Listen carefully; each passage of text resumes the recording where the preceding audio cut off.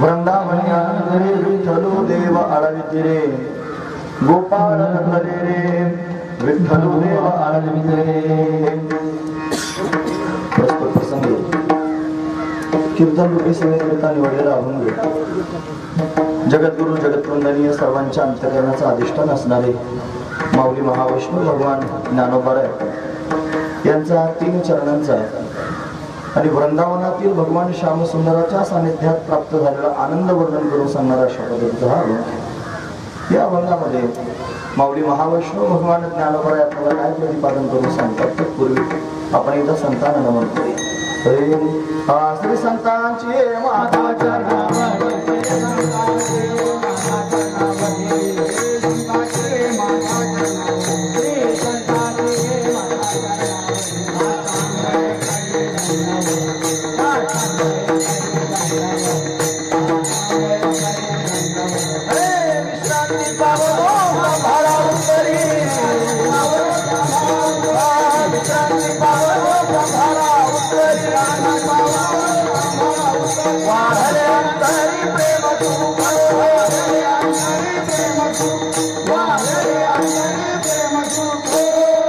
पंढरीच्या देवराया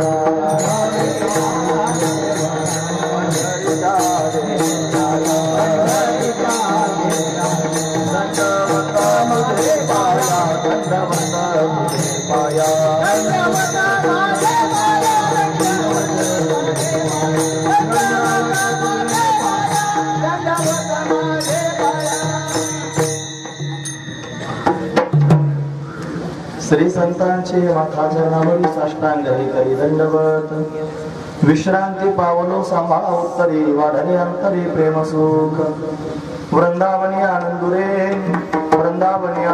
विठ्ठलो देव आळविते रे गोपाळ रतले रे विठ्ठलो देव आळविते रे. प्रस्तुत प्रतिवर्षीप्रमाणे याही वर्षी बाबांच्या पुण्यतिथी निमित्तानं होणारा आपला अखंड हरिनाम सप्ताह. या सप्ताहातील असणारी काल्याची म्हणजे प्रसादाची असणारी कीर्तन रूपी सेवा हे अकारण करुणा वरुणालय भक्तकाम कल्पद्रू भगवान पांडुरंग परमात्म्याच्या अथांग करुणेने त्याच्या दयेने आणि या सर्व संयोजक मंडळींच्या माध्यमातून आमच्या वाटेला आलेले आहेत. सेवेकरिता निवडलेला अभंग माऊली महाविष्णू भगवान ज्ञानोबरायांचा आहे आणि माऊली ज्ञानोबा अभंगाच्या माध्यमातून वृंदावनातला दिव्य असणारा आनंद प्रगट करून सांगतात. काय सांगतात महाराज? महाराज म्हणतात अनंत कोटी ब्रह्मांडाचा नायक असणारा भगवान कृष्ण रूपाने प्रगट झाला. तो गोकुळात प्रगट झाला. त्यानं अनेक प्रकारच्या लीला केल्या. 11 वर्षापर्यंत भगवान ब्रजभूमीमध्ये राहिला आणि या वृंदावनातील सर्व लोकांना विशेष असणारा आनंद परमात्म्याने प्राप्त करून दिला. तो आनंद देतोय का बरं देतोय त्याचं कारण एवढंच आहे की त्याचे जे सवंगडी गोपाळ आहेत ते सर्व त्यांनी त्याला रत झालेले आहेत. त्याच्यावर प्रेम करतात. रती शब्दाचा अर्थ तो प्रेम. असं भरभरून प्रेम भगवंताकडून अपेक्षा करतात. भगवंताला प्रेम देतात आणि म्हणून खऱ्या अर्थानं तो आनंद देतोय. वृंदावनात आनंद प्रगट होण्याचं हे कारण आहे. वृंदावनी आनंद दे का विठ्ठल देव आळवितुले म्हणून विठ्ठल असणाऱ्या देवाची आळवणी वृंदावनात केली जाते. वृंदावनात त्याला कृष्ण म्हणतात आणि आपल्या महाराष्ट्रात त्याला विठ्ठल म्हणतात. लोकांना हे माहित नाही मला की कृष्णच विठ्ठल आहे. ते म्हणतात नाही तुम्ही कृष्णाचे भक्त आहात आणि आम्ही विठ्ठलाचे भक्त आहोत. असे काय वारकरी पाहिजे ते म्हणतात नाही नाही आम्ही विठ्ठलाची भक्ती सोडून दुसरीकडे त्यामुळे तुम्ही कृष्ण भक्ती बघा तुमची. असंही पाहायला मिळतं. अहो तोच कृष्ण विटेवर उभा आहे. त्यानं सगळी कामं आटोपली. त्यानं आटोपून तागणी महाराज विटेवर उभं राहायचं ठरवलं. मग ती लांबलचक आख्यायिका आहे. तो गोकुळातली सगळी संपदा घेऊन तागणी विटेवरती येण्याकरिता निघाला पुंडलिकाच्या भावार्थ आणि गोकुळ निघाला येतात निज प्रेम भक्ती भक्ता घ्या आता म्हणत असे म्हणून पुंडलिकाच्या भावार्थाकरिता तोच श्रीकृष्ण परमात्मा विटेवरती उभा आहे. ज्यानं वृंदावनात आनंद दिला. ज्यानं वृंदावनात अनेक प्रकारच्या लीला केल्या तो परमात्मा विटेवरती उभा आहे. म्हणतात भगवंतानं गोपिकांबरोबर महारास केले आणि देवाच्या बायकांनाही वाटायला लागले की आपल्या बरोबर सुद्धा रास व्हावे. मग बायका म्हणल्या देवा आमच्या बरोबर पण रास लीला करा. तेवढे अशी नाही होत रास. मग रासलीला होण्याकरिता रासेश्वरी असावी लागते. आणि कोण आहे रासेश्वरी? रासेश्वरी म्हणजे भगवती आल्हादिनी शक्ती महाभाव स्वरूपा भगवती राधाराणी. ही त्यांनी भगवंताची आल्हादिनी शक्ती आहे. रासेश्वरी आहे. तिला बोलावलं पाहिजे. एकदा द्वारकेमध्ये त्यांनी मला भगवती राधाराणी आली आणि आल्यानंतर त्यांनी म्हणे सगळ्या स्त्रियांनी सांगितलं 16,108 बायका होत्या. ते म्हणलं देवा आता करणार रास आलेली आहे ती राधा. मग रास होऊ लागले, भगवान तिच्या बरोबरच रास करू लागले. हे ज्या वेळेला त्यांनी मला सगळ्या स्त्रियांनी पाहिलं, भगवंताच्या पत्नीने पाहिलं, त्यांच्या पोटात ईर्ष्या निर्माण झाली. रुक्मिणी आईसाहेब रागावले. ते म्हणले बघा मी एवढी महानायिका असून सुद्धा त्यांनी त्या राधेबरोबर रास करतात. रुसली रुक्मिणी आणि रुसून त्यांनी महाराज अशा पद्धतीनं महाराष्ट्रात आले. महाराष्ट्र म्हणजे रुक्मिणीचं माहेर आहे. या माहेरात आले आणि आल्यानंतर तिला असं वाटलं माहेरच्या लोकांना कशाला त्रास द्यायचे. विदर्भामध्ये कौंडण्यपूर नावाचं गाव आहे, तिथं भीष्मक नावाचा राजा त्याची असणारी ती कन्या म्हणली माहेरी जायला नको, आई बापाला कशाला त्रास द्यायचा. नवऱ्याबरोबर भांडण झालं म्हणून आणखी चालत राहिली दक्षिणेच्या दिशेने. मग दंडकारण्यात येऊन त्यांनी थांबले आणि तिथे त्यांनी महाराज तिला शोधण्याकरिता भगवान आले. पण शोधाशोध करत निघाले. त्या सगळ्या गोपिकांना गोपाळांना बरोबर घेतलं. द्वारकेतून निघाले व्रजभूमीत आले. तिथल्या सगळ्या लोकांना बरोबर घेतलं. गोकुळची सगळी संपदा बरोबर घेतली आणि रुक्मिणीला शोधण्याकरिता भगवान चंद्रभागेच्या काठावर आले. गोपाळपुरात येऊन सर्वजण थांबले आणि थांबल्यानंतर त्यांनी म्हणत तिथं गोपाळपूर तयार झालं. सगळे गोपाळ गोपिका तिथे वास्तव्य करू लागले. रस्त्याने चालत असताना गायीच्या खुरानं उडालेली जी धूळ आहे ती धूळ भगवंताच्या मुखारविंदावर साचली आणि त्याचा चेहरा धुरकट दिसू लागला, पांढरट दिसू लागला. म्हणून सगळे गोपाळ त्याच्याकडे पाहून त्या कृष्ण परमात्म्याला पांडुरंग असं म्हणू लागले. हे जे पांडुरंग म्हणता म्हणता त्याचा अपभ्रंश झाला आणि त्याचं नाव पडलं पांडुरंग. खरं पांडुरंग नाव नाही, पांडुरंग असं म्हटलं जातं. तो पांडुरंग म्हणता म्हणता पांडुरंग झाला. तोच विटेवर उभा राहिला पुंडलिकाकरिता आणि म्हणून विठ्ठल म्हणवला जाऊ लागलं. तोच श्रीकृष्ण परमात्मा, तोच पांडुरंग आहे, तोच विठोबा आहे, तोच विठ्ठल आहे. तो विटेवरती उभा आहे. विटेवर उभा असणारा जो विठ्ठल आहे याच विठ्ठलानं वृंदावनात आनंद दिला. हा वृंदावनात प्रगट झाला. म्हणून तिथं याची आळवणी केली जात होती. याची आळवणी केल्यानंतर तो त्यांनी प्रेम देत असतो, तो आनंद देत असतो. हे ज्ञानोबरायांना कळलं. म्हणून जगाच्या समोर वर्णन करून सांगतात हरी वृंदावनी आनंदुरे विठ्ठलू देवा आळवितिरे. हा जो विठ्ठल देव आहे या विठ्ठल देवाची वृंदावनामध्ये आळवणी केली जात होती. म्हणजे त्याचं भजन केलं जात होतं. प्रेमानं त्याच्याबरोबर अशा पद्धतीनं गोपाळ उड्या मारत होते. गोपिका त्याचं चिंतन करत होत्या. त्याला आळवणं म्हणजे त्याचं भजन करणं असं त्याच्या अवतीभोवतीवर राहून भजन करत होते. त्याचं भजन करण्याकरिता सगळे गोपाळ त्याच्या ठिकाणी रथ झाले. ती गोपाळ रथले रे विठ्ठलू देवा आळवितिरे. त्याच्या ठिकाणी रथ होऊन त्याची आळवणी सर्वजण करतायत. हा त्यातला भाव आहे. म्हणून श्री गुरु निवृत्तीनाथांच्या कृपेने मला हे वर्म कळालं की जो विटेवर उभा असणारा विठ्ठल आहे तोच श्रीकृष्ण आहे. त्यानं वृंदावनात आनंद दिला, गोपाळांना आनंद दिला. ते सर्वजण त्याला आळवत होते. म्हणून निवृत्तीनाथांच्या कृपेने मला सुद्धा वाटलं की त्या कृष्ण परमात्म्याच्या लीलेत मी सुद्धा सहभागी व्हावं. म्हणून ज्ञानोबराय वर्णन करून सांगतात मला तो प्रिय वाटू लागला. निवृत्तीदासा प्रियू रे. आणि म्हणून विठ्ठलू देव आळवी तू रे. मी सुद्धा त्याची आळवणी करतो. ते जसे आळवितात ना तसा मी सुद्धा भगवंताला आळवीत आहे. हा त्यातला भाव आहे.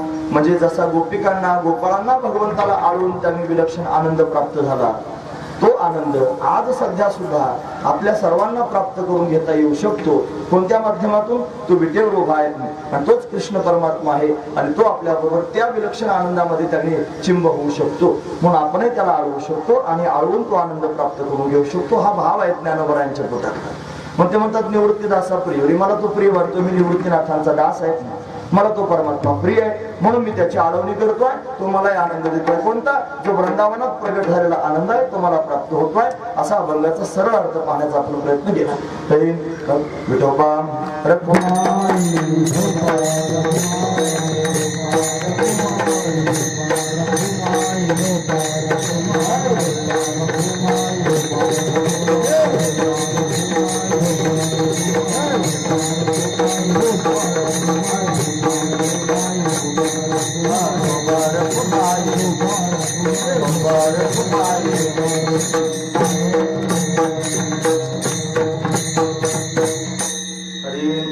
वृंदावनी आनंदुरे विठ्ठलू देवाळ वितिरे गोपाळ रतले रे विठ्ठलू देवाळ वितिरे.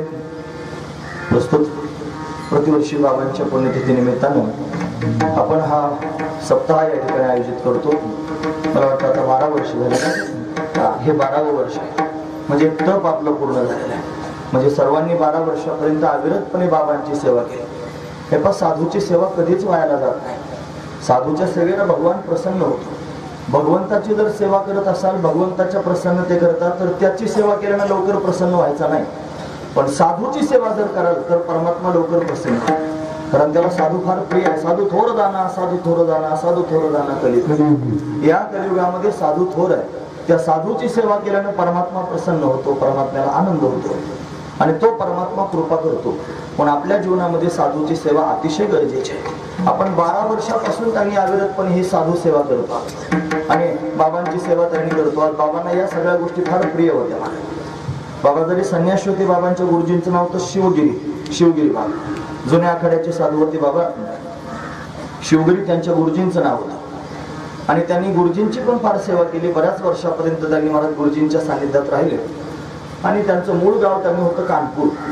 कानपूरची होती, फार दूरची होती. ते स्वतः काही सांगत नव्हते, पण दुसरीकडून आम्हाला माहित होतं साधूनं स्वतःचं नाव गाव सांगत जाऊ नये, महत्वाची गोष्ट आहे.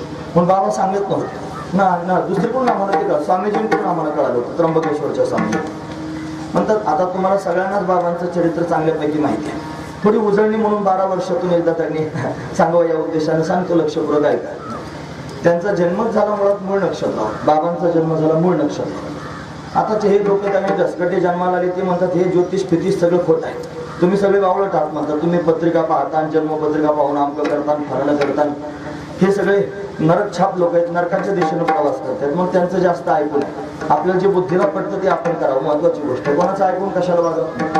म्हणून ज्योतिषशास्त्राच्या दृष्टीने जर पाहिलं तर त्यांनी महाराज मूळ नक्षत्रावर जन्माला आले. मूळ नक्षत्र असं असतं, त्याच्यावर जर जन्माला आलं बाळ आणि लवकरात लवकर जर त्या नक्षत्राची शांती केली नाही तर एखाद्या माणसाचा घात होतो.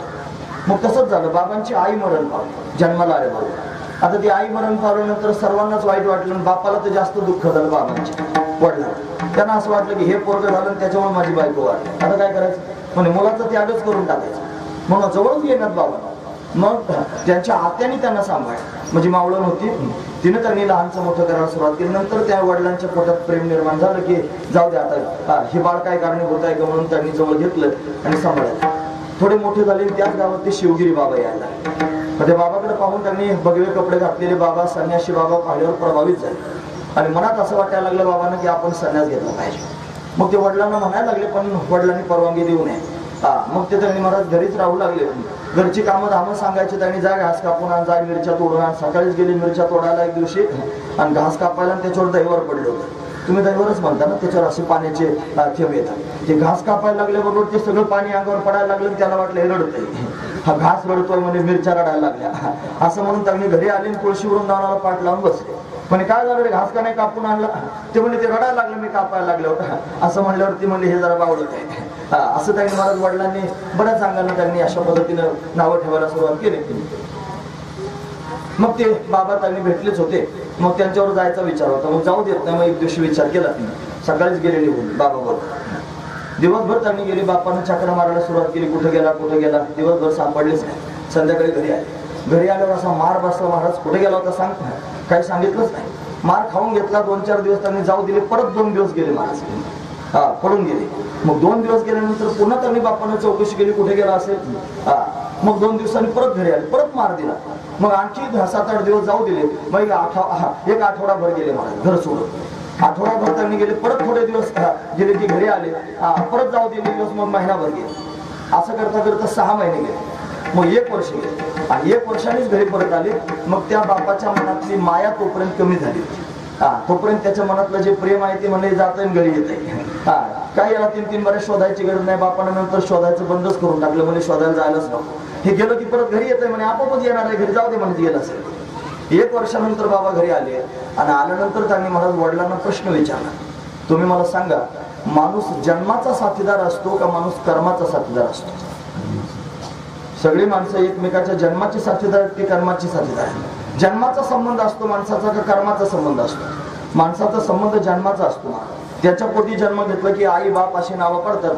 पण कर्माचा कोणाचा संबंध नसतो. ज्याचं त्याचं कर्म स्वतंत्र आहे. मग ज्यानं त्यानं आपलं कर्म ठरवावं मला काय करायचंय.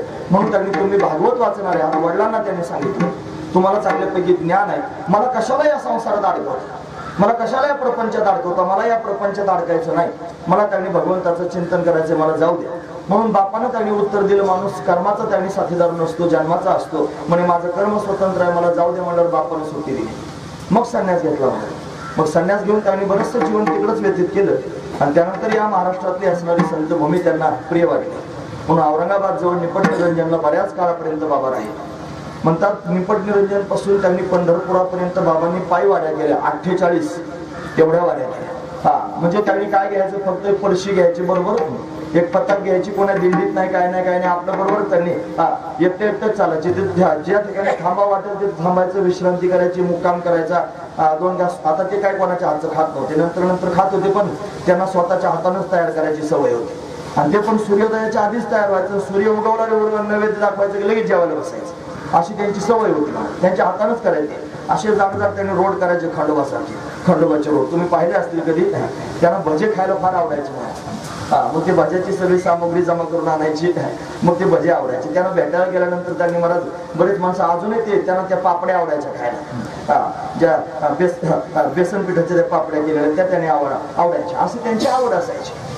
आणि काही फार जास्त चोचलेच करायचे असं काय नव्हतं. आमच्याकडे आम्ही एकदा घेऊन गेलो, दत्त मंदिरात थांबलो आणि थांबल्यानंतर स्वतःच्याच हाताने स्वयंपाक करायचे. कधीच्या त्यांनी शेंगा केल्या होत्या, त्या गवारीच्या शेंगा, आणि त्या शेंगांचा वास सुटला होता. आम्ही गेलो त्यावेळेला जेवायला बसलो, त्यांनी त्या शेंगा खातो. आम्हाला म्हणले खा ना प्रसाद म्हणे घ्या, थोडं घ्या. आम्ही घेऊन त्यांनी पाहिलं तर आम्हाला ते खावंच वाटत नाही, आणि ते शांतपणे निवांत खात होते. त्यांच्या चेहऱ्यावर काही भाव बदलले नव्हते, काय नव्हते. इटलेलं कालवण खात होते. कसं काय खात होते? अहो, त्यांनी विषयामध्ये अडकणारी माणसं आपण, जिभेची चोचले पुरवणारी माणसं आपण संसारी आहोत. आपल्याला आपली जीभ आवडत नाही. खरा महात्मा तोच आहे म्हणत, जो कोणत्याच विषयाच्या अधीन होत नाही, जो कोणत्याच इंद्रियांच्या अधीन होत नाही. इंद्रिय त्यांच्या ताब्यात आहे, ते त्यांनी महाराज या मस्तीत मस्त आहे, असं त्यांचा स्वभाव होता. पण पंढरीची वारी करणारे बाबा, त्यांना या सगळ्या गोष्टी फार जास्त प्रमाणात आवडत होत्या. त्यांना कीर्तन आवडायची, त्यांना पारायण आवडायची, त्यांना भागवताचं पारायण, ज्ञानेश्वरीचं पारायण फार अवघायचं. ज्ञानेश्वरी मंदिरात राहत होते त्यावेळेला सारखे ज्ञानेश्वरीचे पारायण करायचे. नंतर भागवताचे शूलिभंजनला जाऊन त्यांनी महाराज तिथे भागवताची पारायण बाबांनी केली. पण बाबांनी भरभरून परमार्थ केला जीवनभर. फक्त परमार्थच केला असं नाही, जगाच्या हिताची चिंता केली. लोकांना औषधं द्यायचे. रामकृष्ण बाबांनी दवाखाना टाकून दिला होता वैजापूरच्या, आणि मग ते त्यांनी औषध आणून द्यायचे, हे लोकांना वाटायचे औषध. पण बऱ्याच काळ औषधं घेण्याकरिता ते लोक बाबांकडे येत होते. पण असं बाबांचं जीवन होतं. मनापासून त्यांना वाटायचं की माझं शरीर नर्मदेच्या काठावर पडावं, सारखं त्यांना वाटायचं. ते म्हणायचे सुद्धा मला नर्मदेच्या काठावर जायचं. अजून एक शब्द होता त्यांचा, मला चांगलं त्यांचं वाक्य आठवतंय. ते म्हणायचे, मरणा भला विदेश का जहा अपना हो कोय चील कव्य भोजन करे विश्व भंडारा होय. ऐकतात तुम्ही सर्व? मरणा भला विदेश का जहा अपना हो कोय चील कव्य भोजन करे विश्व भंडारा होय. हे त्यांचे शब्द आहेत मला. म्हणजे एवढ्या उंच स्थितीत त्यांनी गेलेले होते. म्हणून तर 12 वर्ष त्यांचा सोहळा होत आहे. आपलं होईल का कोणाचं श्राद्ध तरी घालतात का पोरं? ते म्हणतात ते काय कावला काय आपला बाप असतो का म्हणे, कावला बोलवायचं काव करीत बसायचं. असले त्यांनी जन्माला आले लोक आता श्राद्ध सुद्धा घालीत त्याचा. तर एवढे 12 वर्ष कोण करायला लागलं महाराज कोणाकडे? म्हणजे त्यांच्याकरता एवढा मोठा सोहळा होतो, त्याचं एकमेव कारण त्यांची ही तपश्चर्या आहे. पण 12 वर्ष झाले त्यांनी महाराज आपण त्यांच्याविषयी 2 शब्द ऐकावेत, त्यांची आठवण, त्यांचा उजाळा त्यांनी व्हावा म्हणून 2 शब्द त्यांच्याविषयी सांगण्याचा प्रयत्न केला. नाहीतर काल्याचं कीर्तन आहे भगवान श्रीकृष्ण परमात्म्याचं चरित्र सांगेल तुम्हाला. याच्या आधी तो 1000 बार हे सांगितलंय. 1000 नाही, मी जन्मभर सांगेल. कारण त्यांनी मला धन दिलंय वाटण्याकरिता. मग त्यांचं त्यांनी त्यांच्या नावानं त्यांनी लोकांच्या समोर वाटतोय. मग त्यांना विसरून कसं चालेल? म्हणून मला जीवनभर त्यांना आठवणीत ठेवायचंय. माझ्या जीवनामध्ये 4 महात्मे असे आले की जे 4 खांबासारखे आहेत. म्हणून त्यांनी माझं जीवन त्या 4 खांबांवर उभं आहे.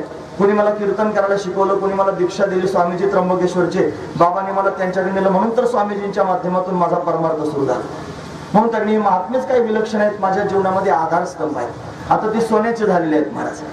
म्हणून ते त्यांनी महाराज माझ्या जीवनात मी त्यांचीच आठवण करीत राहीन जीवनभर. त्यांचं सांगितलं पाहिजे. आणि माझ्या एकट्यावर थोडीच त्यांचे उपकार आहेत. इथं बसलेले माणसं आहेत ना, विचारा कोणाकोणावर काय काय उपकार केले.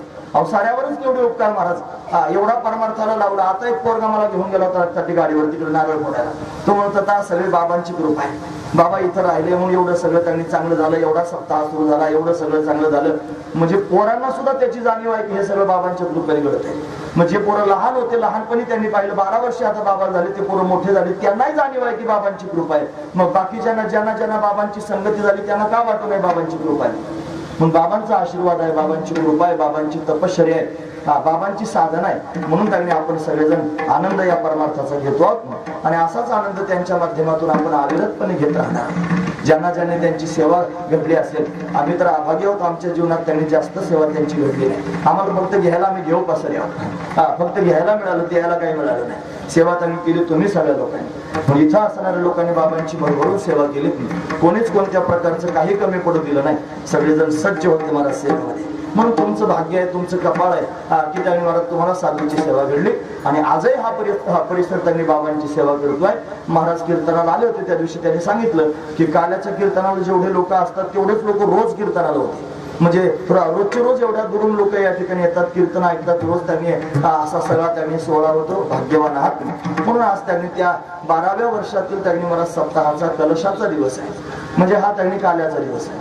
आणि काल्याचं कीर्तन म्हटलं की भगवान श्रीकृष्ण परमात्म्याचं चरित्र सांगायचं असतं. आता बरोबर 12 वाजले. आम्ही बरोबर 11 वाजता आलो होतो, पण इथे येऊन मागे जावं लागलं. तो बोर्ड आहे ना, नवीन बोर्ड लावलेला आहे, त्याचा नारळ फोडाय करता जावं लागलं. म्हणून अर्धा तास थोडं लेट झालं. तिकडून जाऊन यायला अर्धा तास लागला.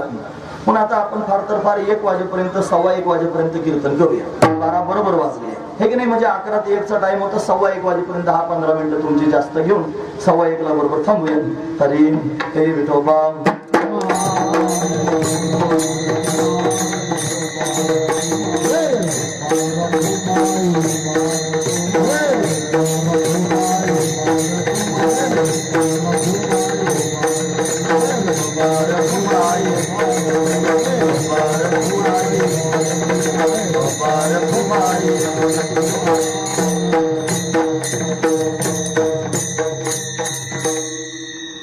हरी 2 स्वर आहेत, पेटीचा तिसरा आहे. असं तुम्ही स्वर देत राहा. तुम्ही फक्त वाजवायचं काम करा. त्यावेळेला हे मध्ये स्वर फक्त तुम्ही देता. हरी वृंदावनी आनंदू रे विठ्ठल देवाला वितुरे, गोपाळ रतले रे विठ्ठल देवाला वितुरे. वृंदावनातला आनंद काही विलक्षण आनंद आहे. तो श्यामसुंदराच्या संगतीतला आनंद आहे महाराज. हा जो श्यामसुंदर शब्द आहे, हा बाबांच्या आवडीचा शब्द आहे. श्यामसुंदर ते भगवान श्रीकृष्ण परमात्म्याला श्यामसुंदर म्हणायचे. ज्यांनी पाहिलं असेल भल्या पहाटे जागे व्हायचे आणि जागा होऊन त्यांनी महाराज भजन म्हणायचे. ते काय आपल्यासारखा काकडा म्हणत नव्हते, हिंदी भजन म्हणायचे. आणि हिंदी पद म्हणून त्यांनी महाराज ते भगवंताला बोलवायचे. तू ये माझ्याकडे वर बैस, माझ्या मांडीवर बैस, असं त्याला हिंदीतल्या त्या पदांचा तो अर्थ असायचा. आणि अशी भजन म्हणायची. वृंदावनामध्ये त्यांनी भगवान अशाच पद्धतीने आनंद देण्याकरिता आला. का बरं भगवान वृंदावनात आला असेल, त्याची अनेक कारण पाहता येते. हा खेळ करणारा परमात्मा आहे, खेळाडू असणारा परमात्मा आहे. तो त्यांनी महाराज विश्व निर्माण करणार आहे. ज्याने खेळण्याकरिता संपूर्ण विश्व निर्माण केलंय, त्याने त्यांनी महाराज अनेक प्रकारचे लीला करण्याकरिता अनेक अवतार धारण केले. अनंत अवतार घेशी भक्ता कारणे असं ज्याच्याविषयी बोललं जातं. जो विटेवर उभा राहिलाय अवतारांच्या राशी, तो हा उभा विटेवरी असं त्याला म्हटलं जातं. म्हणजे अवताराच्या त्यांनी महाराज राशीच्या राशीच्यानं धारण केलेले आहे. जो भक्तांकरिता अनेक प्रकारचे अवतार धारण करून येतो.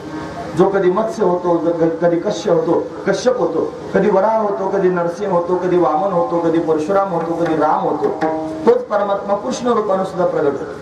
पण कृष्ण रूपाने तो परमात्मा प्रगट झाला. सत्ययुगामध्ये प्रगट झाला. यानं नरनारायणाचं रूप धारण केलं. हा त्यांनी महाराज वराह नरसिंहाचे रूप धारण करून आला. यानं अनेक रूप धारण केले. हा त्रेतायुगामध्ये प्रगट झाला. राम रूप धारण करून आला. आणि राम रूपामध्ये त्यांनी महाराज अनेक दैत्यांचा संहार केला. रावण कुंभकर्ण त्यांनी महाराज मारून टाकले. सर्व लोकांना समाधान प्राप्त करून दिले. हाच परमात्मा द्वापार युगामध्ये कृष्ण रूपाने प्रत्यक्ष प्रगट झाला. का बरं प्रगट होतो हा परमात्मा?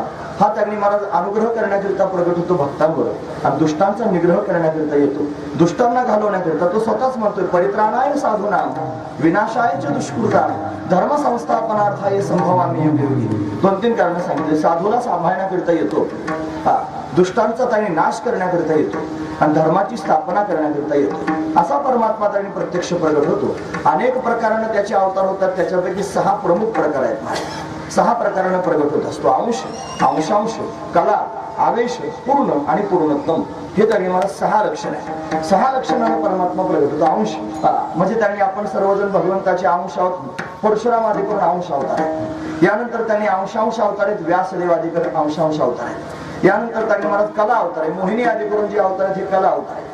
त्यानंतर आवेश अवतार, वराहासारखी नरसिंहासारखी आवेश अवतार धारण करून येतो. हा पूर्ण होऊन येतो. राम अवतार हा पूर्ण अवतार आहे. आणि श्रीकृष्ण अवतार हा पूर्णोत्तम अवतार आहे. पण अंश अंशांश कला आवेशपूर्ण आणि पूर्णोत्तम या 6 प्रकारानं परमात्म्याचं प्राकट्य होत असतं. तो पूर्णोत्तम रूपानं प्रगट झाला श्रीकृष्ण अवतारामध्ये. कारण पूर्णोत्तम का म्हणायचं तुम्हाला, रामाला पूर्ण अवतार म्हणतो आणि कृष्णाला पूर्णोत्तम म्हणतो का बरं? भेद केला असतो. भेद असा आहे, राम त्यांनी प्रगट झाला, सर्व काही करण्याकरिता समर्थ आहे, पण रामानं सगळं केलं नाही म्हणायचं. रामाला अनेक बायका करता आल्या असते की नसत्या? करता आल्या असत्या, पण नाही केल्या म्हणत. का बरं? त्याने एक रेग ओढून घेतली होती. कशाची रेग होती? वाल्मिकानं घालून दिलेली रेग होती. मग वाल्मिक जसं म्हणेल तसंच त्यांनी करीन महाराज वर्णन करून सांगतात. बोलीला वाल्मिक तैसाची करेल आणि वर्तनी दाबीने नामा तो विसर देत राहा. म्हणून त्यांनी जसं वाल्मिक त्यांनी बोलला तसंच करीन, वर्तून दाखवीन असं त्यांनी महाराज भगवंताने सांगितलं. म्हणून त्याला एक पत्नी व्रत धारण करावं लागलं. त्यानं त्यांनी महाराज आईचं म्हणणं खरं करण्याकरिता, वडिलांचं म्हणणं खरं करण्याकरिता वनवास त्यांनी स्वीकारला. नाही तर बऱ्याच गोष्टीचा बदल त्याला करता आला असता, पण वाल्मिकानं जसं जसं लिहून ठेवलं तसं जसं रामानं करून दाखवलं. म्हणून राम अवतार हा पूर्ण अवतार आहे, सर्व करायला समर्थ असून सर्व करीत नाही. वाल्मिकानं जेवढं लिहिलं तेवढंच रामानं केलं. पण कृष्ण अवतारात काय कोणी लिहून ठेवलं नाही म्हणायचं. कृष्ण अवतार हा स्वतंत्र आहे. या अवतारामध्ये त्यांनी मला सर्व काही करण्याचं सामर्थ्य भगवंतामध्ये आहे आणि सर्व काही करण्याचं स्वातंत्र्य भगवंता आहे. सामर्थ्य पण आहे आणि स्वातंत्र्य पण आहे. राम अवतारामध्ये सामर्थ्य आहे पण स्वातंत्र्य नाही, पण कृष्ण अवतारामध्ये सामर्थ्य पण आहे आणि स्वातंत्र्य पण आहे. पण स्वतंत्र आहे मला सर्व काही करायला. मग काय काय करतो? यांना अनेक प्रकारची लीला केल्या ज्या कोणीच करू शकत नाही, कोणाला करता यायच्याच नाहीत म्हणून अशा लीला केल्या. काय काय केलं? यानं डोंगरच उचलला, आघटीत लीला आहे. यानं अग्नीच पिऊन घेतला. अग्नी कुठं खाता येतो का? पण त्यानं खाऊन घेतला महाराज, अग्नीच पिऊन घेतला. आघटीत लीला आहे की नाही? यानं 16,108 बायका केल्या. आघटीत लीला आहे की नाही महाराज? एक बायको गेली की नाकात 9 येतात महाराज. घरात बसलं तर जड म्हणते पिशवी, जाय शांताने घेऊन ये, उपास आहे. परत आलं मध्ये जाय तूप घेऊन ये, नाहीतर आणखी काय घेऊन ये. म्हणजे त्यांनी एक बायको केल्यानंतर तिच्याबरोबर संसार करायला एवढे कष्ट त्यांनी होतात. 16,108 बायका सांभाळणं काय सोपी गोष्ट आहे का? म्हणून तो परमात्मा प्रगट झाला आणि त्यांना अशी लीला करून दाखवली. त्याला बालवयात तो जन्माला यायच्या आधीच त्यांनी महाराज लोकांनी त्याला मारण्याकरिता षडयंत्र केले. अजून जन्माला यायचं आहे, तेच त्यांच्या मिटिंगा झाल्या, येणार आहे, मारणार आहे. मग काय केलं पाहिजे? त्याला मारण्याची तयारी केली पाहिजे. असं त्याचं त्यांनी जीवन आहे, असं त्याचं चरित्र आहे. असा तो परमात्मा त्यांनी महाराज. नको आता 4 होते, 4 स्वर मंडळ कसं कोणत्या स्वर करू? अरे बाबा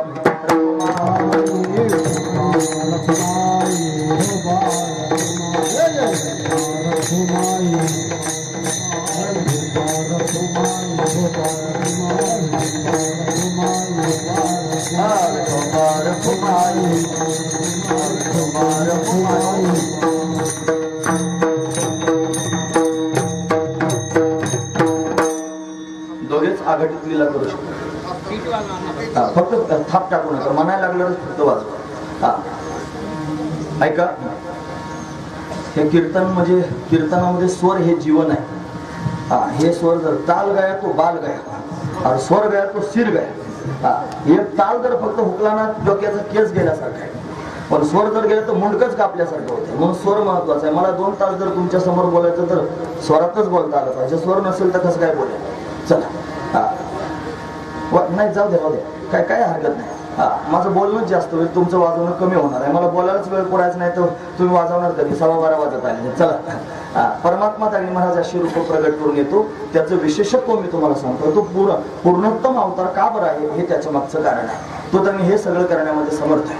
मग का बरं आला तो अवतार धारण करून? असं जायत नाही. त्याच्या अवताराला काही निमित्त असावं लागतं. काय निमित्त आहे? त्याची वाट पाहतात महाराज सर्वजण. कल्पची कल्प तपश्चर्या केलेले ऋषीमुनी ज्यांनी भगवंताला प्रसन्न करून घेतलं, विचारलं देवानं काय पाहिजे तुम्हाला? म्हणे देवा तुझं सानिध्य प्राप्त व्हावं असं वाटतं. तुला निर्गुण रूपानं प्राप्त करून घेतले, तुझ्या स्वरूपाचं ज्ञान प्राप्त झालंय, तू सच्चिदानंद रूपानं आम्हाला कळाला, आम्हाला श्रीगुरूंच्या माध्यमातून बोध झालाय तर त्वमासी, ते ब्रह्म तू आहेस. आणि आम्हाला कळालं सुद्धा मी ब्रह्मरूप आहे. म्हणजे त्यांनी त्या साधूने आम्हाला उपदेश केलाय. म्हणजे ते त्यांनी मला स्वतःच्या स्वरूपाचं ज्ञान सांगणारे आहेत ना, त्या ज्ञानानं कृतार्थ झालेलो आहे, अद्वैत स्थिती प्राप्त झालेली आहे, ब्रह्मज्ञान मिळालेलं आहे. पण त्या ब्रह्मज्ञानात समाधान वाटत नाही. मग त्या ब्रह्मज्ञानात समाधान वाटत नाही म्हणून पुन्हा तुझ्या दर्शनाची अपेक्षा आहे. नको ब्रह्मज्ञान, आत्मस्थिती भाव आणि मी भक्त तू देव आहेस. ब्रह्मज्ञान नको आहे, तू देव असावा आणि मी तुझा भक्त असावा असं वाटतं. मग कल्पची कल्प तपश्चर्या करणारे जे ऋषीमुनी, या ऋषीमुनीने भगवंताला विनंती केली की तुझा संग आम्हाला व्हावा असं वाटतं.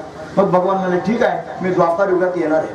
तुम्ही सगळेजण तिथे या आणि आल्यानंतर त्यांनी तुम्ही वेगवेगळे रूप धारण करून मग हे सगळेचे सगळे ऋषी मुनी त्यांनी महाराज कोणी गोमातेचं रूप धारण करून आले, कोणी गोपाळाचं रूप धारण करून आलं, कोणी हरणींचं रूप धारण करून आलं, कोणी वानराचं रूप धारण करून आलं, कोणी वृक्ष होऊन आलं, कोणी वेली होऊन आलं, कोणी फुलं होऊन आलं, कोणकोणत्या रूपानं प्रत्यक्ष प्रगट झाले आणि सगळेजण देवाची वाट पाहू लागले गोकुळामध्ये. तिथली माती त्यांनी महाराज वाट पाहते, ती गोलोक धामातून आणलेली आहे भगवंतानं स्वतः. तिथला डोंगर वाट पाहतोय, तो गोवर्धन आहे, तो त्यांनी वाटच पाहतोय देवाची. ती नदी वाट पाहते, ती यमुना भगवंताची पत्नीच आहे, मला तिचं नाव विरजा आहे, ती गोलोक धामात राहणारी. म्हणून सगळेजण देवाची वाट पाहतायत. देवाला कळालं हे सगळे माझी वाट पाहतायत. मग आता जायचंय, मग कसं गेलं पाहिजे? काहीतरी निमित्त करून गेलं पाहिजे. एखाद्याच्या घरी जर जावं वाटत असलं, विनाकारण जर गेलं तर ते चांगलं नसते. मला कोणाच्या घरी विनाकारण जात जाऊ नये, काही निमित्तानं त्याने जायचं. म्हणून त्यांनी निमित्त करून जायचं. मग काय निमित्त केलं पाहिजे? मग निमित्त केलं पृथ्वीवरच्या पापाचं. पृथ्वीवर पापाचा भार वाढला. कंस जन्माला आला, कंसाचं लग्न झालं, त्याचा त्यांनी मला सासरा जरासंध. या जरासंधाने कंसाने दोघा सासऱ्या जावयाने मिळून त्यांनी सगळ्या जगाला त्रास द्यायला सुरुवात केली. भयंकर त्रास देऊ लागले. त्यांनी सगळ्यात आधी त्यांनी महाराज ब्राह्मणांचा छळ करायला सुरुवात केली. नंबर 2 त्यांनी गोमातेचा छळ करायला सुरुवात केली. नंबर 3 त्यांनी भक्तांचा छळ करायला सुरुवात केली. म्हणजे त्यांनी महाराज भक्तांचा साधूचा अपमान होऊ लागला, गोमातेचा छळ होऊ लागला आणि ब्राह्मणांचा छळ होऊ लागला. असं ज्या वेळेला होऊ लागलं तेव्हा पाप वाढू लागलं आणि पुण्य कमी होऊ लागलं. म्हणजे अधर्माशी शिगसड येतली, धर्माची घडी मोडे, धर्माची घडी मोडू लागली आणि अधर्म हा वाढू लागला. पृथ्वीवर पापाचा भार झाला. म्हणून भगवंताची विनवणी करण्याकरिता पृथ्वी गेली गायीच्या रूपात. मग भगवंताने आकाशवाणीद्वारा सांगितलं, देवकीच्या गर्भात येईल भगवान. ही देवकी कंसाचीच चुलत बहीण आहे. हिचा विवाह त्यानं वसुदेवाबरोबर करून दिला आणि विवाहातच विघ्न आलं आणि आकाशवाणी झाली, हिच्या पोटी 8वा विलन तुला मारे. असं सांगितलं की कंस त्यांनी घाबरला. त्यानं देवकीला मारायला सुरुवात केली. हातात तो धरला वसुदेवाने हात धरला. सांगितलं मारू नकोस, आम्हाला बंदीखान्यात नेऊन टाक. दोघांना बंदीखान्यात नेऊन टाकलं. यथाकाल 6 लेकरं झाली. 6ची 6 कंसानं मारली आणि ती 6 मारल्यानंतर 7वा गर्भ आला. तो त्यांनी महाराज योगमायेनं पडवलं. आपण अनेक वेळेला हे चरित्र ऐकत असता. सर्वांचं पाठच झालं महाराज. 12 वर्षापासून सांगतो मी तुमच्या समोर. म्हणजे पाठ होण्यासारखंच आहे, महत्वाची गोष्ट आहे. आणि हे पाठही केलं पाहिजे. हे नाही पाठ करायचं मग काय पाठ करायचं? घरचे सारे खाते पाठ आहेत आपल्या. ते खाते काय वैकुंठाला घेऊन जातील थोडेच. निदान हे चरित्र पाठ केलं तर वैकुंठाला तरी जात आहे. महत्वाची गोष्ट आहे. म्हणून हे पाठ करण्यासारखंच आहे मला, पण लक्षात घेण्यासारखं आहे. म्हणून 7वा गर्भ आला, योगमायेनं पळवला. रोहिणीच्या गर्भात नेऊन स्थापन केलं. वसुदेवाला 6 बायका आहेत महाराज. पहिल्या ही देवकी 7व्या क्रमांकाची पत्नी आहे. पहिल्या 6 बायका मारिशा, रोचना अशी त्यांची नाव. त्याच्यापैकी रोहिणी. या रोहिणीच्या गर्भामध्ये त्याला नेऊन पोहोचवलं. रोहिणी नंदराजाच्या आश्रयाला राहत होती कंसाच्या भीतीनं. म्हणून हा कंस त्रासदायक आहे म्हणून ती आपली नंदराजाच्या आश्रयाला गोकुळात राहत. तिथं राहत असताना एकाएकी 7व्या महिन्याचा गर्भ आला. लोक म्हणायला लागले, हिचा नवरा कारागृहात आहे, बंदीखान्यात आहे, तुरुंगात आहे आणि ही गर्भवती झाली कशी काय? लोक तिच्यावर आक्षेप घ्यायला लागले. तिला वाटलं कुठून आला हा गर्भ, मलाही माहित नाही. म्हणजे कसं काय आला? मग तिने यमुनेच्या काठावर चिता रचली महाराज. ती चिता पेटवली आणि त्याच्यात आता उडी मारणार इतक्यात पाऊस आला आणि ती चिता विझली. आणि मग पुन्हा एकदा आकाशवाणी झाली की रोहिणीच्या पोटात असणारा जो गर्भ आहे हा वसुदेवाचाच आहे आणि हा योगमायेने इथं आणून स्थापन केलेला आहे. मग सगळ्या लोकांना बरं वाटलं आणि मग सगळ्यांनी रोहिणीचा सांभाळ केला. मग यथाकाळ रोहिणी प्रसूत झाली महाराज. भाद्रपद शुद्ध षष्टीला तिला पुत्र रत्न प्राप्त झाला, मुलगा झाला. तो मुलगा त्यांनी महाराज अतिशय सुंदर आहे, दैदिप्यमान आहे, पण त्याने डोळे उघडले नाही. त्याचे डोळे बंदच होते. आता काय करायचं म्हणून त्यांनी ज्योतिषी बोलावले, शांडिल्य ऋषी. ते शांडिल्य ऋषी आले आणि या शांडिल्याने त्यांनी महाराज जन्मपत्रिका पाहिली. म्हणजे अरे हे पोरग सामान्य नाही, हे तर शेष नारायणाचा अवतार आहे, प्रत्यक्ष प्रगट झाले. म्हणजे डोळे का उघडले नाही? म्हणे याला फण असा त्यांनी घेऊन देवाकडे पाहायची सवय लागली. याला 1000 फण आहेत आणि प्रत्येक फणाला 2-2 डोळे, म्हणजे 2000 डोळे आहेत. या 2000 डोळ्यांनी याला कायमस्वरूपी देव पाहायची सवय लागली. आणि आता हा देवाच्या आधी आलेला आहे, अजून देव आला नाही. म्हणून त्याने विचार केला की पाहिन तर देवच पाहिन, दुसरं कोणाला पाहणारच नाही. म्हणून तर त्यांनी डोळे बंद करून घेतले. असे काही लोक आहेत महाराज ज्यांनी देव पाहिल्यानंतर जग पाहिलं नाही. माहिती आहे तुम्हाला? राम अवतारामध्ये असणारा केवट ज्यानं त्यांनी महाराज नावेत बसून रामाला पहिले तिराला नेलं, किती आनंद त्याला झाला होता. मेरी नैया में लक्ष्मण राम, गंगा मैया धीरे बहो. मेरी नैया में लक्ष्मण राम, गंगा मैया धीरे बहो. मेरी रामच काय, मेरी नैया में लक्ष्मण राम, गंगा मैया धीरे बहो. काय गोड त्यांनी चिंतन करतोय. त्यानं रामाला पलीकडच्या काठाला नेण्याकरिता केवटाने केवढे सायास केले. एक तर त्याला वरदान होतं मला ते केवटाला. काय होतं, एकदा शर्यत लागली होती आणि शर्यतीत तो जिंकला होता. म्हणजे तुला काय पाहिजे सांग. मग त्याला त्या सगळ्या बाकीच्या कोळ्यांना सांगितलं होतं, एक दिवस माझ्या वाट्याला घ्या फक्त, एक दिवस माझी एकट्याचीच नाव या काठावर असली पाहिजे, दुसरं कोणाचीच नसली पाहिजे. ज्या दिवशी त्याला कळालं राम येणार आहे त्या दिवशी त्यानं ते वरदान आपलं मागून घेतलं, तुम्हाला आजचा दिवस मला द्या.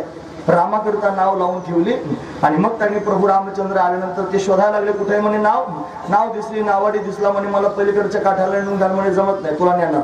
रामाला म्हणला तो काय करू, ती म्हणे आणि मला पलीकडे जायचंय, माझी पत्नी माझा भाऊ माझ्या बरोबर आहे, मला नेऊन घाल म्हणे, जमत नाही तुला नेणार नाही म्हणे. का बरं, मी तुला ओळखलंय म्हणे, चांगलं ओळखलंय म्हणल्यानंतर तुझं मला गौप्य माहिती म्हणे, गुप्त गोष्ट मला माहिती आहे. लक्ष्मणाच्या हातात धनुष्यच होता म्हणे. म्हणला काय समजतो रे म्हणे स्वतःला, एवढ्या दिवसापासून त्याच्या बरोबर राहतो, रामाबरोबर आम्ही बरोबरच जन्माला आलो म्हणे, सख्य भाऊ आहोत ना, जवळचे त्यांनी महाराज एकाच पिंडातून प्रगट झालो, म्हणजे तो प्रसाद इथंच आहे ना तुमच्याकडचीच कथा. एकच त्यांनी पिंड दिला की नाही अग्निनारायणाने प्रत्यक्ष, त्याच्यातूनच आम्ही प्रगट झालो. खुशाल त्यांनी म्हणतो गौप्य माहिती तुला काय माहिती सांग.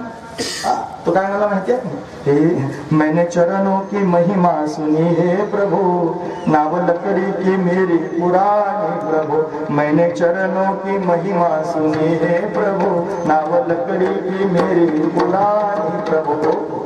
देवा मला तुझ्या पायाचा महिमा माहिती आहे. तुझ्या पायाचा स्पर्श झाला तर ती अहिल्या होती, दगड झाली होती, शिळा होती, मनुष्य झाली. तुझ्या पायाच्या स्पर्शाने जर दगडाची स्त्री होऊ शकते तर माझी लाकडाची नाव आहे जुनी, हिची जर बाई झाली मग काय करू, मला पहिलीच एक बाई आहे. एक बायको पहिलीच मी केलेली आहे, मला ही दुसरी बायको केल्यानंतर मग दोन सांभाळायचं माझ्या जीवावर येईल, मला जमत नाही, तो अजिबात बसायचा. मग ते बरंच पुढे झालं म्हणे, मला पाय धुऊ दे. मग देवाचे पाय धुतले, नावेत बसवलं, पलीकडच्या काठाला गेले. मग देवानं काहीतरी द्यायचं म्हणून अंगठी काढून द्यायला लागले, तो मला येत नाही म्हणे. का बरं, अरे सारखा धंदा आहे म्हणजे आपल्या दोघांचा, सारखा धंदा म्हणल्यावर लक्ष्मण परत तापला, तो मला सारखा धंदा, तू नावाडी आहे मला साधा, इकडच्या तिकडं लोकांना नेऊन पोहोचवतो, रामाबरोबर म्हणतो सारखा धंदा आहे म्हणे. शांत राहा म्हणे. का बरं, म्हणला मी जसा गंगेच्या पलीकडे नेऊन घालतो सगळ्या लोकांना, तसा हा राम सुद्धा भवनदीच्या पलीकडे नेऊन घालतो सगळ्या लोकांना, म्हणून त्याचा माझा धंदा सारखा आहे. एका धंद्यातले लोक एकमेकाकडून काही घेत नाहीत. महत्वाची गोष्ट आहे म्हणून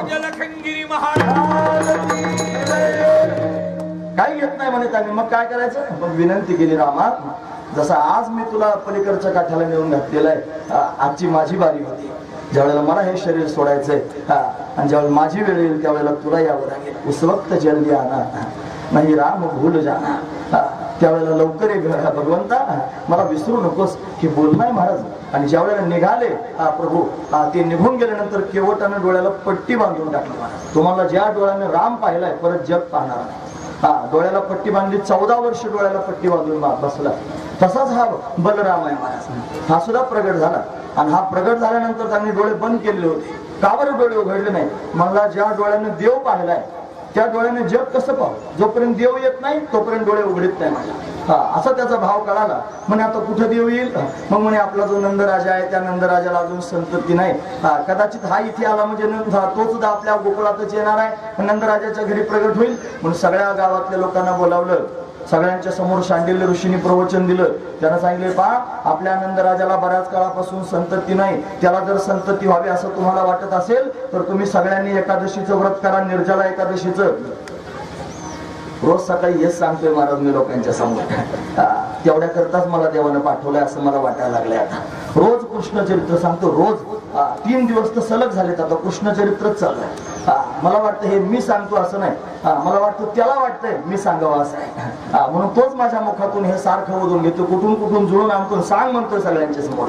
महत्वाचं आहे महाराज, गोड आहे भारी, याच्यात खरं जीवन आहे. नाहीतर ब्रह्मज्ञान प्राप्त करून दगडासारखं पडून राहण्यात जीवनाचा आनंद नाही. ब्रह्मज्ञानाच्या पलीकडे निघून गेल्यानंतर त्यांनी महाराज स्वरूपाचा बोध प्राप्त झाल्यानंतर भगवंताच्या भक्तीत पदार्पण केल्याने जीवनाचा आनंद आहे. दुसरा कशात आनंद नाही, महत्वाची गोष्ट आहे. पण हा आनंदच आहे, तो परमात्मा त्यांनी प्रत्यक्ष आता प्रगट होणार आहे. इकडे सगळ्या लोकांनी निर्जला एकादशीचं व्रत केलं, यशोधराणी गर्भवती झाली. इकडे कंसाला त्यांनी कळालं, 7वा गर्भ आला, गळून गेला, मला माझ्या भीतीने गर्भ गळून जायला लागले देवकीचे. फुगला महाराज कंस. आता कंस आणि फुगा एकार्थवाचक शब्द आहे, कारण अहंकार म्हणजेच कंस. कंस हा अहंकार आहे महाराज. त्याला फार चांगलं बरं वाटलं, मला बरं झालं 7वा गर्भ गळून गेला आणि आता 8म गर्भ रूपाने परमात्मा प्रत्यक्ष प्रगट होणार आहे. आपल्यासारखा प्रगट होत नाही. आपण कसे प्रगट होतो माहितीये, पर्जन्याच्या माध्यमातून जीवात्मा भूमंडलावर येतो. म्हणजे पाऊस पडतो, पावसाच्या धारांबरोबर येतो, वनस्पतींमध्ये प्रवेश करतो, मग त्या वनस्पती बापाकडून खाल्ल्या जातात, बापाच्या उदरात प्रवेश करतो, मग बापाच्या तेजात प्रवेश करतो तो जीवात्मा, आणि ते तेज आईच्या गर्भात स्थापन केलं की तिथं त्याचा मग त्यांनी वाढ होत असते. हे आपल्या जन्माची शृंखला आहे. पण परमात्मा तसा नाही. परमात्मा दिव्य रूपाने जन्माला येतो. तो आपल्यासारखा त्यांनी नाकी तोंडी कृमी किडे गर्भवासाचे दुःख कार्य असलं त्याला काही नसतंय महाराज. तो दिव्य रूप धारण करून येतो. म्हणून देवकीचं तेज त्यांनी महाराज वाढू लागलं. ते त्यांनी कंसाला दिसलं, कंस व्याकुळ ओळखला. देवकीचे तेज दिसे जैसा सूर्य आणि कंसाचे हृदय जळत असे, कंस व्याकुळ होऊ लागला. अशी अवस्था निर्माण झाली. आता काय करावं? भगवंताच्या प्राकट्याची वेळ जवळ आली. श्रावण महिना. आपण त्यांनी महाराष्ट्रातले लोक श्रावण महिना म्हणतात आणि तिकडे वृंदावनातले लोक भाद्रपद महिना म्हणतात, भादोका मास म्हणतात, आपण श्रावण महिना म्हणतो. त्यांच्यात आणि आपल्यात मोजण्याचा 15 फरक आहे. म्हणून आपल्याकडे श्रावण महिना. आपण श्रावण काय म्हणतो? आपल्याला नामदेव महाराजांनी सांगून ठेवलं. ते काय म्हणतात? दशरथे मारेला तोच होता मास. आता दशरथानं कोणाला मारलं होतं? रावणाला.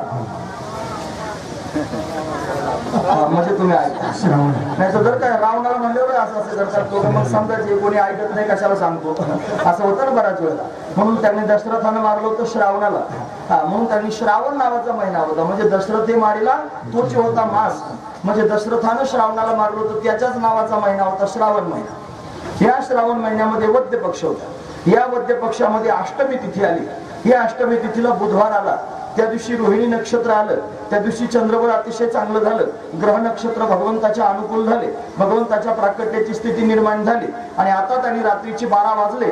रात्रीच्या 12 वाजता मथुरेमध्ये कारागृहात लख्ख असणारा प्रकाश पडला. भगवान त्यांनी दिव्य तेज रूपानं प्रगट झालं. देवदेवतांनी भगवंताची स्तुती केली होती. सत्यव्रतम सत्यपरम त्रिसत्यम सत्यांचे योनिम निहितांचे सत्य सत्यस्य सत्यमूर्त सत्यनेत्रम सत्यात्मकम त्वम शरणम प्रपन्ना. देवतांनी भगवंताचं स्तवन त्यांनी केलं होतं. तो परमात्मा तेज रूपाने प्रत्यक्ष प्रगट झाला. आणि प्रगट होऊन त्यांनी महाराज त्यानं वसुदेव देवकीच्या समोर सगुण रूप धारण केलं. 8 वर्षाची चतुर्भुज असणारी मूर्ती प्रगट झाली. वसुदेवानं भगवंताला नमस्कार केला. मागच्या जन्माची आठवण देवानं त्यांना करून दिली आणि सांगितलं मी आता आलेलो आहे, पण मला थांबायचं नाही. मग काय करायचंय? मला जायचंय. म्हणजे कुठे जायचंय महाराज?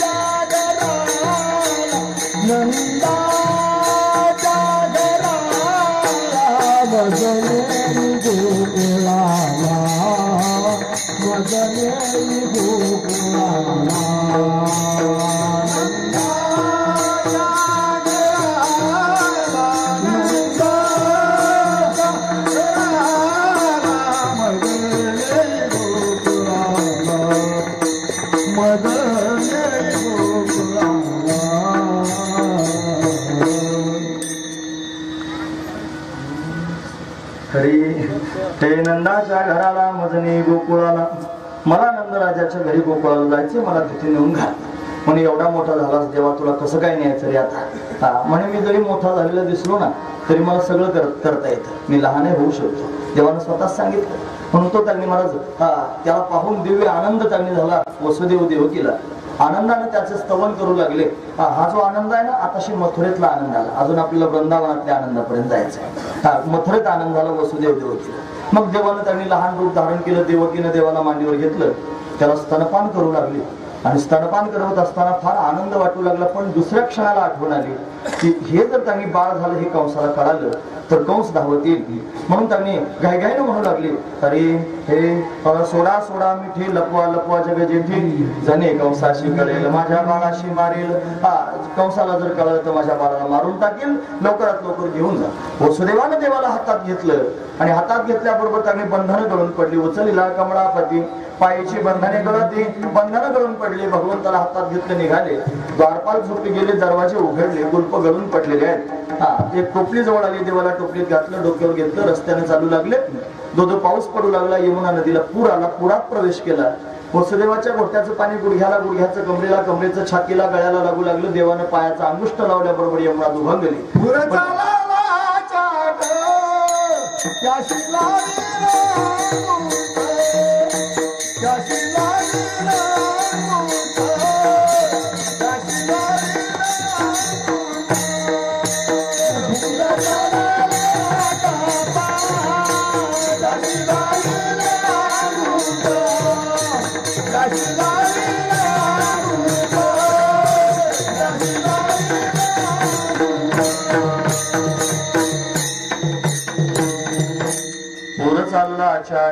त्याशी लावलेला अंगुष्ठ पायाचा अंगठा लावल्याबरोबर पूर थांबला महाराज. कारण हे अवतार धारण करून आले आहेत ना, त्यांच्यात ते सामर्थ्य आहे. तुम्ही ऐकतात ना सर्वच.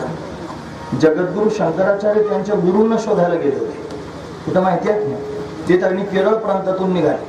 त्यांच्या गावाचं नाव होतं कालडी नावाचं गाव. आलमाई नावाच्या नदीपासून त्यांनी पायी चालत चालत निघाले गुरुच्या शोधात आणि ओंकारेश्वर क्षेत्रामध्ये गेले. आणि या ओंकारेश्वर क्षेत्रामध्ये गेल्यानंतर तिथे त्यांनी गोविंद पादाचार्य बसले होते आणि बऱ्याच वर्षापासून बसले होते. भगवान शंकराचा अवतार होईल आणि ते तुझ्यापर्यंत येतील असं त्यांच्या गुरुंनी गौड पादाचार्याने त्यांना सांगून ठेवलं. तो वाट पाहत बसले. हे गेले. नर्मदा नदीला एवढा पूर आला होता महाराज की त्या पुराचं पाणी त्या गुहेत जायला लागलं. आणि त्या गुहेत पाणी गेल्यानंतर आता त्यांनी गुरुजी आत बसले, तर पुराचं पाणी आत गेले की आता गुरुजी आपल्याला सापडायचं नाही, सगळ्यांनाच वाटायला. शंकराचार्य गेले. एक गाडगं घेतलं हातात, गाडगं, आणि ते गाडगं घेऊन त्यांनी यमुनेच्या त्या नर्मदेच्या त्या काठावर ठेवलं आणि तिला विनंती केली की गाडग्यात थांब. एवढा मोठा पूर आला होता, पण सगळा पूर त्यांनी गाडग्यात जाऊन स्थिर झाला. गाडग्यात त्यांनी यमुना साठवली गेली आणि रस्ता मोकळा झाला आतमध्ये जाण्याचा. का बरं झालं? हे सामान्य नाहीत, हे जे चमत्कार करणे हे अवतारी आहेत.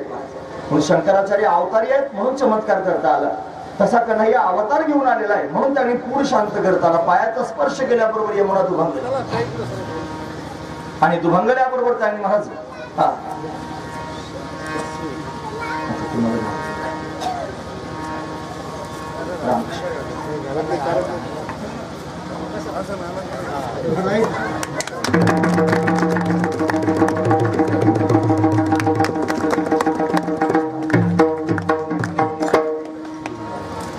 विठोबार कुमारी विठोबार कुमारी विठोबार कुमारी विठोबार कुमारी विठोबार कुमारी विठोबार कुमारी.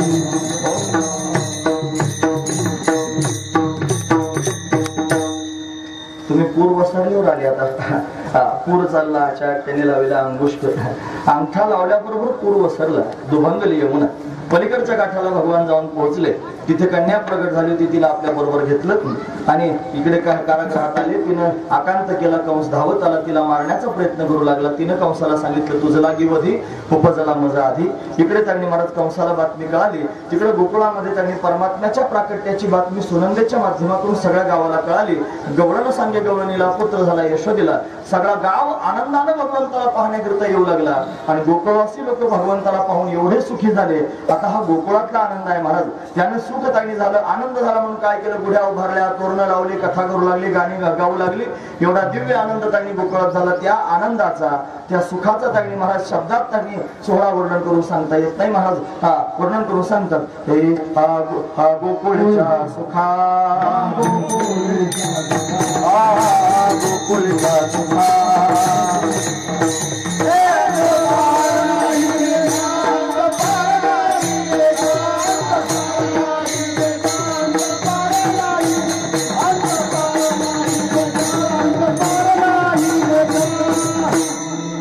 गोकुळच्या लेखा अंत पार नाही लेखा. गोकुळात एवढं सुख झालं की त्याला अंत पार राहिला नाही. महाराज हे नंद घरानंद भयो रे जय जय कन्हैया लाल की. नंद घरानंद भयो रे जय जय कन्हैया लाल की. नंद घरानंद भयो रे जय जय कन्हैया लाल की. नंद घरानंद भयो रे जय जय कन्हैया लाल की. जय कन्हैया लाल की जय रावण लाल की. नंद घरानंद भयो रे जय जय कन्हैया लाल की. नंद घरानंद भयो रे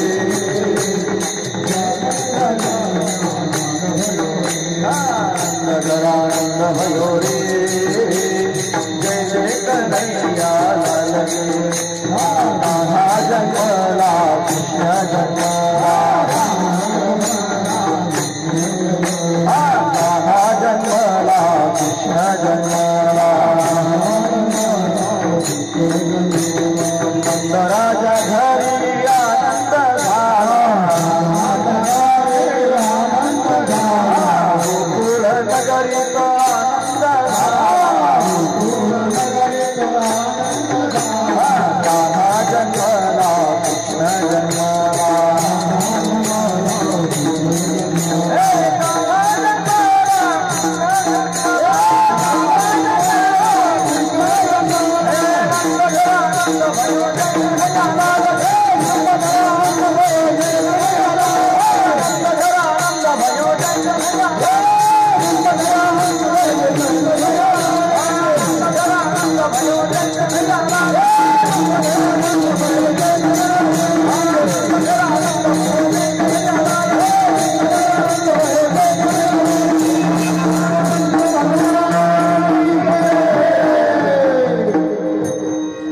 नंदघर आनंद भयो.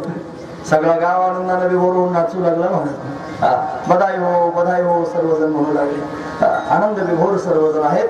भगवंताला पाहून सर्वांना आनंद होऊ लागला. गोकुळवासी लोकांना देवाला पाहून आनंद झाला इथपर्यंत ठीक आहे. पण कंसाला मात्र दुःख झालं. महाराज बरोबर सांगतात हरी बाजूच नका हरी कृष्ण गोकुळी कृष्ण गोकुळी जन्म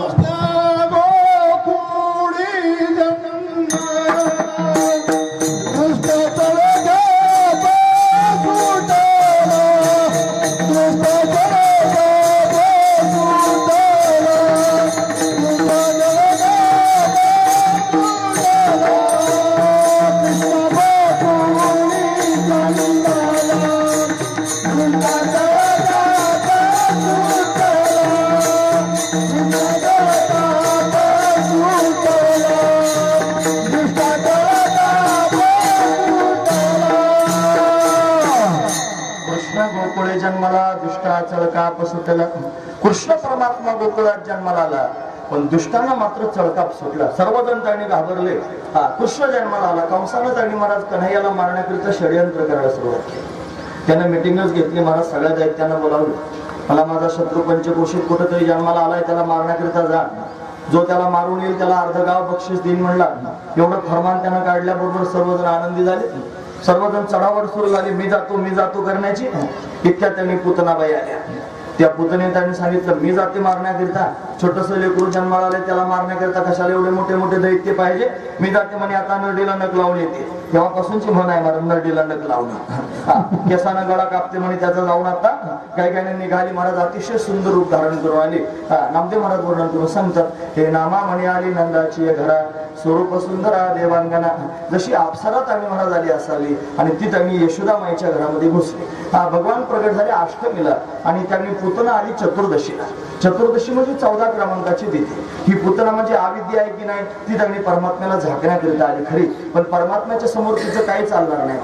अविद्या म्हणजे त्यांनी जे खोटं आहे ना ते त्यांनी महाराज प्रगट झालं. नाही त्याची कैसे झालेले खेळ आणि नाही त्याची दिसू लागलं. जे नाही ते त्यांनी महाराज प्रत्यक्ष दिसतं. म्हणून त्यांनी महाराज जी स्वरूपवान आहे पण बाद योग्य आहे अशी असणारी ती मिथ्या असणारी अविद्या माया तिला स्वतःहून विलक्षण अनिर्वचनीय मिथ्या असं म्हणलं जातं. जिला सत्य म्हणता येत नाही.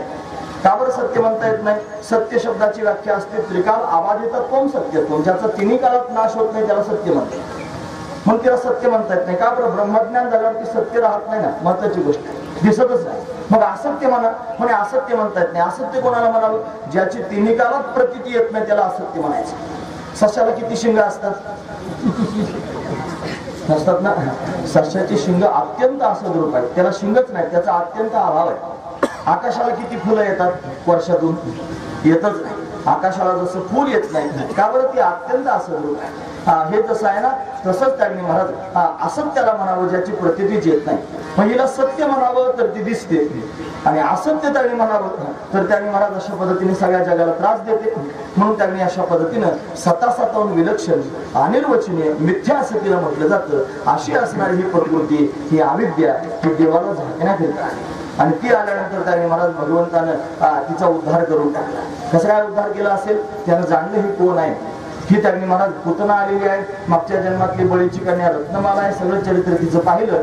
ती हस्तानामध्ये विष घेऊन आली. ती भागवतकार सांगतात अहो बकीयम स्तन कालकूटम जिघनसया पाये दप्य साध्वी लेभे गतीम धातृचिताम तोन्यकम वादयालोम शरणम व्रजे. जी त्यांनी महाराज विष घेऊन आली होती मारण्याकरिता भगवंतानं तिचा उद्धार करून टाकला. तिला आईला द्यावी ती गती दिली. म्हणजे देवकीला आणि यशोदेला जी गती परमात्मा देणार आहे ती गती पुतणीला दिली. माऊली महाविष्णू भगवान ज्ञानोबराय सांगतात तुला सनकाधिकाची निमाने सायुज्य स्वरूपी झाला पुतणे जी विषाचे स्तन पाणी मारू आहे. विष घेऊन मारायला आली पण तिला सायुज्य मोक्ष प्राप्त करून दिला. असा भगवंताचा स्वभाव आहे. पुतना मारून टाकला. पुतना मारल्याची बातमी कंसाला कळाली. या कंसानं महाबळ नावाचं दैत्य पाठवलं. तो बलवान आहे. आपण ब्राह्मणाचं रूप घेऊन गेला पण भगवंताने त्यांनी पाहिलं ब्राह्मण होऊन आला. ब्राह्मण भगवंताला प्रिय आहे. ब्राह्मणाचा आदर करतो भगवान. ब्राह्मण हे भगवंताचं मुख आहे. म्हणून त्यांनी उठसूट ब्राह्मणाला नाव ठेवत जाऊ नका. उठसूट ब्राह्मणाची निंदा करू नका. ब्राह्मण त्यांनी भगवंताला प्रिय आहे महाराज, वंदनीय पूजनीय आहे. म्हणतात ते असे वागतात. अरे ते वागतील त्यांची ते भोगतील. आपल्याला काय त्रास आहे? ते आपले हे पा जो करेल तो भरेल. पाप पुण्य काय लोकांना कळत नाही का? कळत नाही का? आजचे लोक सुज्ञ आहेत महाराज. आईच्या पोटातून लेकरू आलं तर ते मोबाईलवर हॅलो म्हणते लगेच ताबडतोब. एवढे हुशार झाले महाराज. एवढे त्यांनी पुढे गेलेली पिढी आहे. म्हणून त्यांनी महाराज बाकीचं काय लोकांना सांगायची गरज नाही. लोकांना पापही कळतं, लोकांना पुण्य पण कळतं. हे केल्यानं पाप होईल, हे केल्यानं पुण्य होईल लोकांना कळतंय. म्हणून हे कळत असून करतात याचा अर्थ त्यांना त्याची जबाबदारी आहे. ते म्हणतात आपण करतो तर भोगाली. म्हणजे त्यांना कळतंय ते आपल्या मुक्तींना आपण कशाला आपलं तोंड खराब करायचं? आपण कशाला आपली अक्कल त्यांनी लावायची? पुन्हा ब्राह्मणांची निंदा करायची? अजिबात ब्राह्मणांची निंदा करू नये. कशा करता ते करायचे? पापाचा भागीदार व्हायचा. भगवंताला प्रिय आहेत ब्राह्मण. म्हणून आता लोकांना फार त्रास आहे महाराज. लोक अधर्मी झाले आणि ते त्यांनी महाराज अशा पद्धतीनं धर्म बुडवायला निघाले. मग त्यांच्या स्वतःचं ठिकाणा नाही, धर्माला त्यांनी बुडवायला निघाले. आता पाडवा झाला की नाही, गुढी पाडवा. काही दसकाट्यांनी गुढ्याच उभारले नाहीत महाराज. का बरं उभारले नाहीत? न उभारण्याचं कारण म्हणजे ते असं झालं संभाजी राजाला मारलं म्हणजे ते भाल्यावर मुडकं घेतलं ते सगळीकडे फिरवलं त्याची गुढी केली म्हणून त्यांनी गुढ्या उभारायच्या नाही असं त्यांनी सांगायला लागले लोक. अहो किती वर्षापासून गुढ्या. आता आपण गुढ्या तोरणी कीर्ती कथा गाठी गाणी असं म्हणलं की नाही. म्हणजे 5000 वर्षापूर्वी गुढ्या उभारल्या जात होत्या. पण आता लोकांनी गुढ्या बंद केल्या. कशा काय कारणामुळे बंद केल्या असतील? त्याचं कारण फक्त हे शेंबडे मेंबडे आता सांगायला लागले त्यांचं आहे. म्हणजे ज्ञानोबराय मान्य नाही, तुकोबराय मान्य नाही, साधू संत मान्य नाही, हे मान्य आहेत आताचे लोक. आणि हे काय सांगतायत? आम्हाला ज्ञानोबराय मान्य आहे. 700 वर्षापूर्वी ज्ञानोबरायांनी गुढीचं वर्णन करायचं. ते म्हणतात आधोर तो गुढी काढी प्राण नावाची पिंडी बांधून घाली उडी मध्यमे माझी संकल्प विकल्पाचे लुगडे फेडून मन उघडे. ही उभी नाही का? ज्ञानोबरायांचे शब्द नाहीत का? त्याच्यात आधव उर्ध्व गुढी शब्द आला, त्याच्यात पिंडी शब्द आला, त्याच्यात लुगड शब्द आला. म्हणजे 700 वर्षापूर्वी सुद्धा अशीच गुढी उभारली जात होती. मग संभाजी राजे काय 700 वर्षापूर्वीचे आहेत का? आताचे आहेत की नाही? मग या शेंबड्याने ते आता घातले. म्हणून या शेंबड्या मेंबड्यांचं ऐकू नका. हे तुमचा बुद्धिभेद करून टाकतील. खरकटे आहे. हे धर्मबाह्य त्यांनी वागतायत. यांना स्वतःच्याच बापाचा तपास नाही कोणाची आहेत ते महत्वाची गोष्ट आहे. माझे शब्द वाईट आहेत, मला वाईट बोलायची सवय आहे. मला कोणाच्या बापाची भीती वाटत नाही. मला माझा धर्म सांगायचा आहे आणि धर्म सांगायला भ्यायचं काय काम नाही मला कोणाच्या समोर. आपला धर्म आहे आपण सांगितला पाहिजे आणि ठामपणे सांगितला पाहिजे.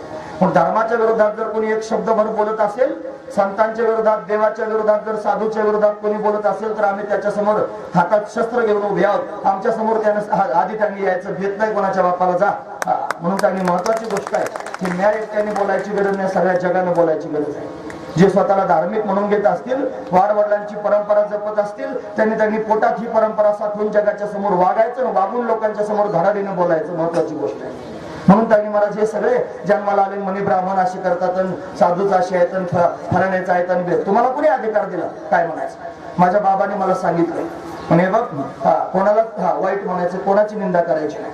कोपरगावातच असताना त्यांनी सांगितलं की म्हणे अंगावर जर भगवा कपडा दिसला ना की तो कोण आहे, खरा साधू आहे का खोटा साधू आहे का, त्याची त्यांनी पट विचारित बसू नको. काय घेणं देणं त्याच्यावर पडलं. तुला जर नमस्कार करतात असलं तर इमानदारीने नमस्कार कर. जर नमस्कार करण्याची ऐपत तुझ्यात नसली तर तोंडाने वाईट तरी कोणाला म्हणू नकोस. म्हणून वाईट म्हणायचं काम माझ्या गुरुने मला शिकवलं नाही. म्हणून त्यांनी कोणाला वाईट म्हणायचं नाही. म्हणता आलं तर चांगलं म्हणा, करता आलं तर चांगलं करावं. अरे भला किसी का कर न सके तो बुरा किसी का मत करना. म्हणून फुल नाही बन सकते तो तुम काटे बनकर मत राहिना. अरे चांगलं नाही करता आलं तर वाईट तर निदान करायचं नाही. कशाकरिता धर्माच्या विरोधात बोट घालायचे लोकांनी. मग ते लोक बोट घालतात म्हणून हे बोलायची बारी येते. काय करू आता, जीव माझा कासा विसो. गुढ्याच उभारण्यात लोकांनी झेंडे लावले म्हणजे झेंडेच लावायचे फक्त. ही काय गुढी आहे? गुढी गुढीच आहे, गुढीच उभारली पाहिजे. जर नाही गुढी उभारली, ज्या घरामध्ये गुढ्या उभारल्या जाणार नाही ते लोक पापाची भागीदार होते. आणि पुढचा मुद्दा सांगतो, त्यांच्या घरातले दिवे सुद्धा राहतील की नाही देव जाणे. म्हणून त्यांनी हे माझे शब्द लक्षात घ्या मी काय बोलतोय. म्हणून साधू संतांनी, ऋषी मुनींनी आपल्याला परंपरा घालून दिलेली आहे. ती परंपरा तशीच जर वागवीत असाल तर ठीक, नाही तर तुमचं बुडून जाईल सगळं. महत्वाची गोष्ट आहे. म्हणून त्यांनी महाराज हे साधू संत आपल्याला प्रमाण आहे. म्हणून त्यांनी गो ब्राह्मण आपल्याला प्रमाण आहे. म्हणून त्यांनी ब्राह्मणाच्या रूपात आला महाबळ भट. तो त्यांनी महाराज राक्षस आहे आणि देवाला मारण्याकरिता ब्राह्मणाच्या रूपात आला तरी देव म्हणला नको मारायला, मला ब्राह्मण होऊन आलाय. याला जर मारलं तर त्यांनी महाराज लोक काय म्हणतील, पण देवानं मारला नाही महाराज, तसाच जाऊ दिला मागे. मग त्याचं जाणवं तुटलं, पंचांग फाटलं आणि पुढे महाराज वर्णन करून सांगतात, हे धोतर गळाले ढुंगणाचे ढुंगणा. आता मला म्हणताचे ना स्वर समजना ना, ढुंगणाचं धोतर त्याचं गळाला, नागवाच पळत गेला महाराज कंसासमोर. जाऊ नको कंसा. कंस बाहेर आला, तुम्हाला येडे जरा कपडे घालून ये, माझ्या राज्यात आणि उघडा नागडा फिरतो. ते म्हणजे सगळं नंतर सांगतो. म्हणे काय, म्हणे असं आहे, तुला त्यांनी मारण्याकरिता जो जन्माला आलाय त्याला मारायला गेलो होतो, पण मी ब्राह्मण होऊन गेलो, मग जिवंत परत आलो. तू जर गेला तर तुझी गॅरंटी देता यायची नाही कंसा. तू जाऊ नको, कोणाला पाठवू नको, असं सांगायला सुरुवात केली महाराज. पण कंस काय ऐकणार होता का? कंसानं फार षडयंत्र केले आणि कंसानं अनेक प्रकारचे दैत्य पाठवले. त्या सगळ्या दैत्यांना भगवंतानं मारलं. महाराज वर्णन करून सांगतात, हे काग बग रिठा मारले बाळपणी,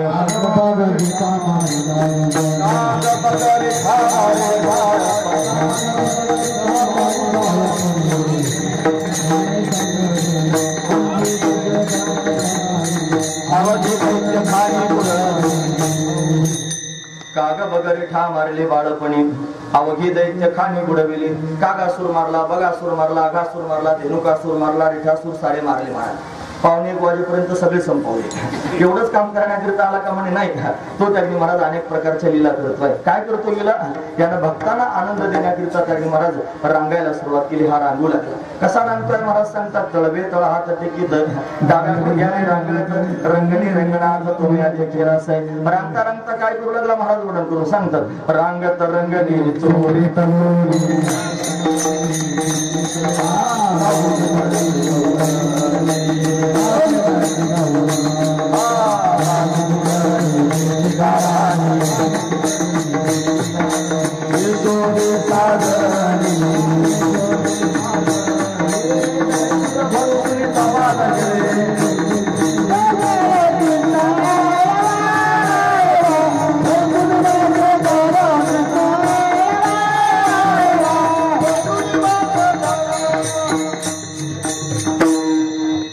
रांगत रंगणी चोरीत लोणी धावणी धरती गवळणी बांधती चरणी देती गाणी यशोदे सागरणी दही दूध भक्षुनी धमाल केले नवत गेले सारी कृष्ण आळवा परमनी मागे धावा.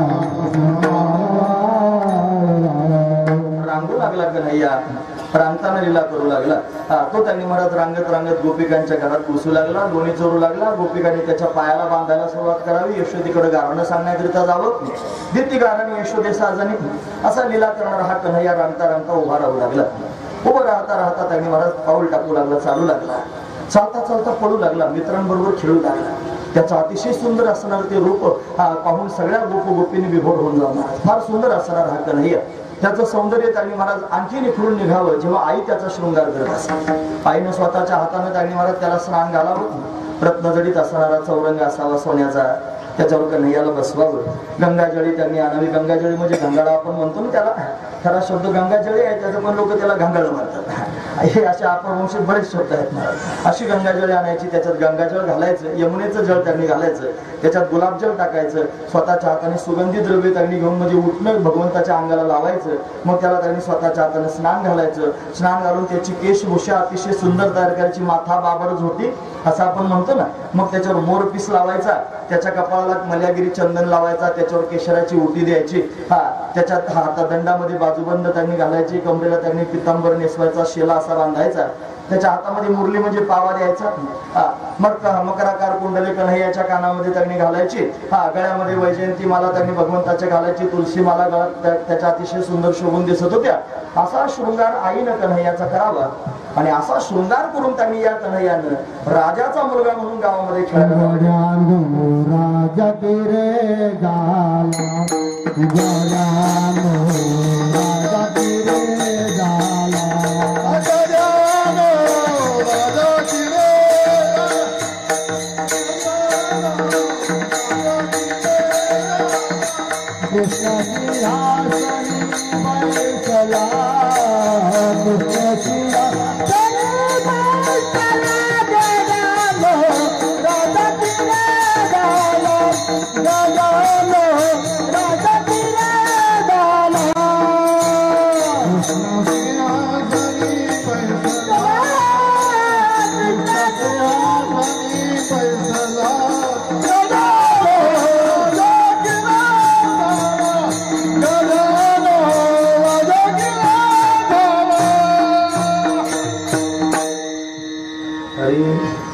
गड्यानो राजा किरे झाला, कृष्ण सिंहासनी बैसला, देव राजा झाला. त्याला सर्वजण त्यांनी महाराज अतिशय प्रेमाचं स्थान देऊ लागले. हा कन्हैया एवढा सुंदर त्यांनी महाराज शृंगार करून सगळ्या मित्रांमध्ये खेळायला जाऊ लागला. याचं सौंदर्य पाहून त्यांनी महाराज मन विभोर होऊन जात होतं. गोपिकांनी कन्हैयाला पाहावं आणि पाहून विचारावं, कन्हैया कोणी रे तुझा एवढा सुंदर शृंगार केला, तुला दृष्ट लागेल ना. या गोपिकांची त्याला दृष्ट लागत होती, त्याला सल्लाच देत होत्या. सजमत शाम नजर लग जाएगी, सजमत शाम नजर लग जाएगी, सजमत शाम नजर लग जाएगी, सजमत शाम नजर लग जाएगी. बरसाने की गुजरिए, बरसाने की गुजरिए, सजमत शाम नजर लग जाएगी, सजमत शाम नजर लग जाएगी. सजमत शाम नजर लग जाएगी, बरसाने की गुजरिए, बरसाने की गुजरिए मर जाएगी. सजमत शाम नजर लग जाएगी. शाह शाह मेरी शाह, शाह शाह मेरी शाह, ओ शाह शाह मेरी शाह, शाह शाह मेरी शाह. कन्हैया तुला पाहून दृष्ट लागेल ना रे कोणाची, एवढा सजू नकोस, एवढा शृंगार करू नकोस. त्याला पाहून गोपिकांनी मनातले मनात भाव निर्माण करावा की हा कन्हैया आपला झाला पाहिजे. कशाला आपला होईल, काय केलं म्हणजे हा कन्हैया आपला होईल. विचार करू लागल्या, साधना करायचं ठरवलं.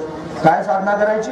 या व्रजभूमीमध्ये असणाऱ्या गोपिका ज्या कुमारिका आहेत, या सगळ्या कुमारिकांनी त्यांनी विचार केला देवीची उपासना करायची.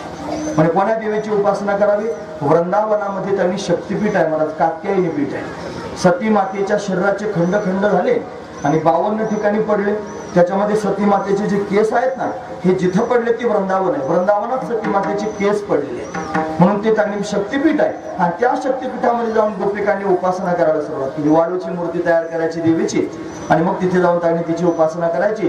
हरी हे कात्यायनी महामाये महायोगिन्नधीश्वरी नंदगोप सुतम देवी पतिन्मे गुरुते नमः. हे कात्यायनी हे महामाये, तो नंदराजाचा मुलगा आमचा पती व्हावा असं आम्हाला वाटतं म्हणून उपासना सुरू केली. उपासना थोडी चुकत होती म्हणून कन्हैया दानी मला स्वतःच आला. चिरहरण प्रसंग आपण पाहतो. मग गोपिकांना उपदेश केला.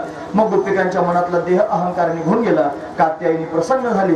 प्रसन्न होऊन वरदान दिलं, भगवान तुमच्याबरोबर रासलीला करेल. त्याचं सौंदर्य पाहून गोपिकांच्या मनात हा भाव प्रगट झाला. मग शरद पौर्णिमेच्या रात्री रासलीला होईल असं त्यांनी सांगितलं. मग शरद पौर्णिमेची वाट पाहू लागल्या गोपिका आणि ती शरद पौर्णिमा आली म्हणा. ती आल्यानंतर भगवान त्यांनी सगळ्यात आधी वृंदावनात गेला. जाऊन त्यांनी रात्रीच्या वेळेला पौर्णिमेच्या रात्री पावा वाजू लागला. त्या पाव्यामधून भगवंतानं क्लीम शब्दाचा उच्चार केला. हे जे क्लीम आहे ना, काम बीज आहे महाराज, काम बीज आहे. यानं त्यांनी महाराज संपूर्ण सृष्टी अशी प्रभावित करून टाकली. भागवतातला श्लोक सांगू. ते म्हणतात, भगवान पिता रात्री शरदोत्फुल्ल मल्लिका विक्षरंतु मनश्चक्रे योग माया मुपाश्रिता. भगवंतानं माया प्रस्थापित केली. भगवान अपिता रात्री, भगवंतानं सुद्धा त्या रात्री फार सुंदर वातावरण निर्माण केलं. चंद्र पूर्ण रूपाने उदयाला आला. सुंदर शीतल असणारं वातावरण त्यांनी तयार झालं. वारा त्यांनी वाहू लागला. वेलींवर त्यांनी महाराज फुलं उमलली. फुलांचा सुगंध दरवळू लागला. तो वारा त्यांनी महाराज त्या सुगंधाला घेऊन फिरतोय. कन्हैया पावा वाजवतोय. गोपिकांनी त्यांनी मुरलीचा स्वर ऐकला. एक गोपी त्यांनी महाराज धार काढत होती गायची. बाला घातला होता. भालाच म्हणतात ना तुमच्याकडे कोपरगावला, मला माहित नाही काय म्हणत असतील, आमच्याकडे म्हणतात बाला घातला. आणि मग त्यांनी धार काढायला लागली. अर्ध दूध काशीत होतं, अर्ध त्यांनी बादलीत काढून झालं होतं. पण कन्हैयाच्या मुरलीचा आवाज ऐकला. विसरले ना महाराज. निघाली कन्हैयाच्या दिशेने. एक त्यांनी महाराज भाकरी करत होती. हात भाकरीच्या पिठाने भरली होती. एक भाकरी तव्यावर होती, एक चुलीला उभी केली होती, एक काठवटीमध्ये होती. आणि कन्हैयाची मुरली ऐकू आली. निघाली महाराज तशी. दिली सोडून भाकरी करणं सुद्धा. एक गोपी त्यांनी महाराज नवऱ्याला जेवायला वाढत होती. तो जेवत होता. हिच्या हातात पंखा होता. पंखा करत होती. तिला पावा ऐकू आला कन्हैयाचा. निघाली महाराज तशीच. पातिव्रत्य धर्म तेन सगळं सोडून दिले, निघाली. एक गोपी त्यांनी महाराज लेकराला दूध पाजत होती. आणि दूध पाजता पाजता कन्हैयाचा पावा ऐकू आला. लेकरू तसंच ठेवून दिलं. कन्हैयाच्या दिशेने जाऊन त्यांनी महाराज निघाली वृंदावनात जाण्याकरता. एक गोपी सासूची पाय दाबीत होती. पावा ऐकू आला. निघाली. सासू म्हणली, कुठे झाली? ती म्हणली, हो खरं बोलली महाराज. ती म्हणली, असं आहे, माझा कन्हैया मला बोलावतोय, मला गेलं पाहिजे. तिने लगेच तिच्या नवऱ्याला बोलावलं. म्हणे, बघ तुझी बायको रात्री अपरात्री कोणाला भेटायला चालली. असं म्हणल्यानंतर त्याने महाराज तो आला. त्यानं दावा आणलं. या गोपीला बांधून टाकलं महाराज कचकचून. का तू कशी काय जाती पाहतो. तिने डोळे बंद केले. भगवंताच्या चरणांचं स्मरण करू लागले. देवा, तुझ्या पायापर्यंत येण्याची इच्छा आहे, पण हा संसार मला येऊ देत नाही. काय डोळे बंद करून त्यांनी महाराज भगवंताच्या चरणांच्या स्मरणानं त्यांनी सगळे पाप ताप जळून गेले. शरीर सोडून दिले. गाई का बछड़ा वैसा पूछो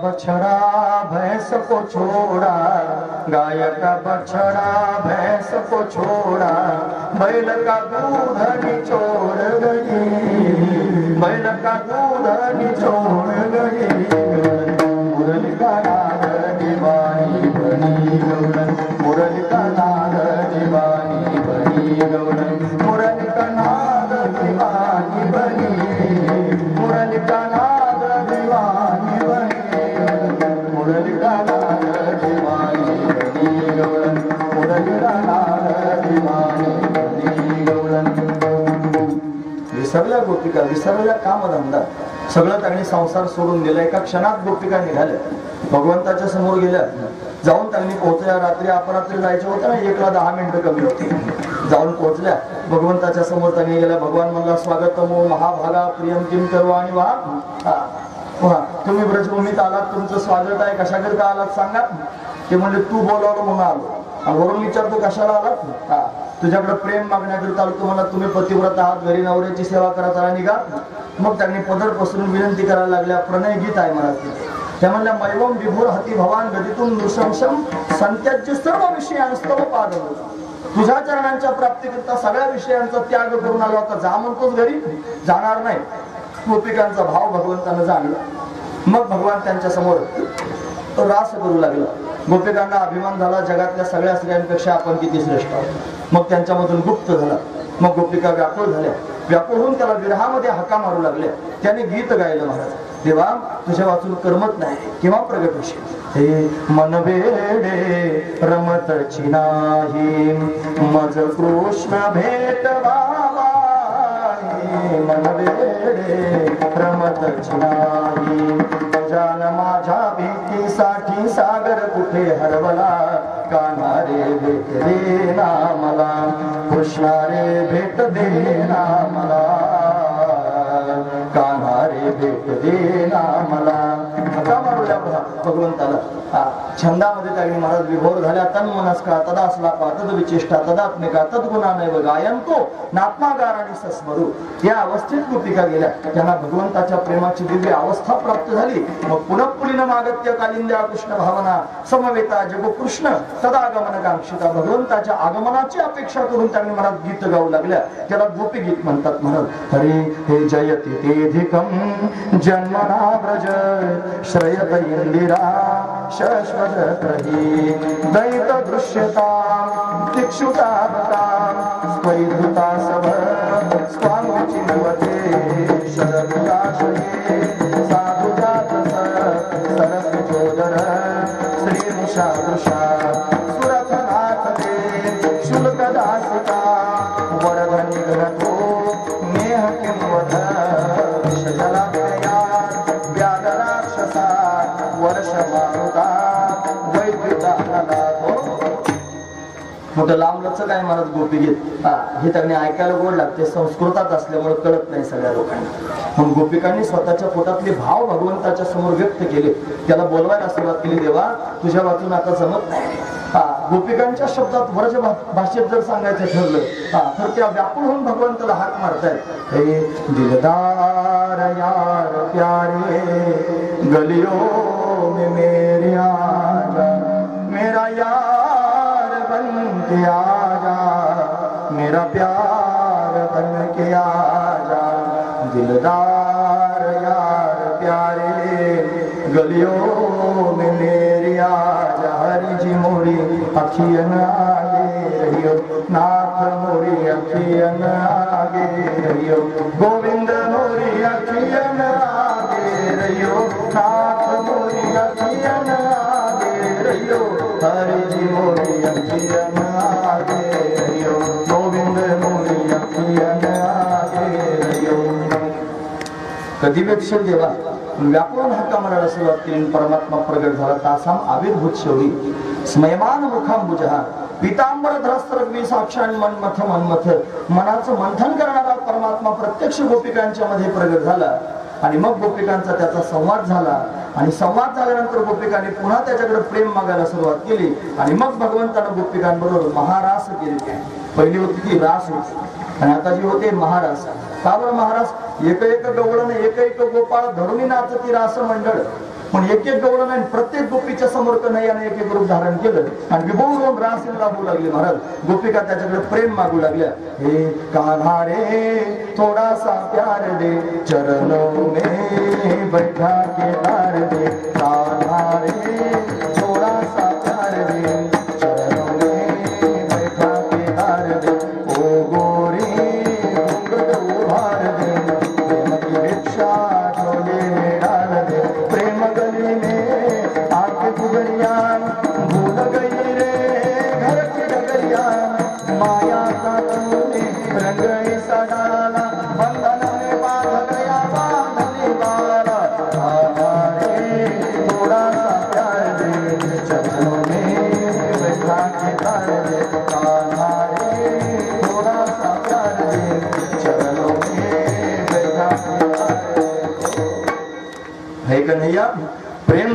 असं गोपिका म्हणू लागले.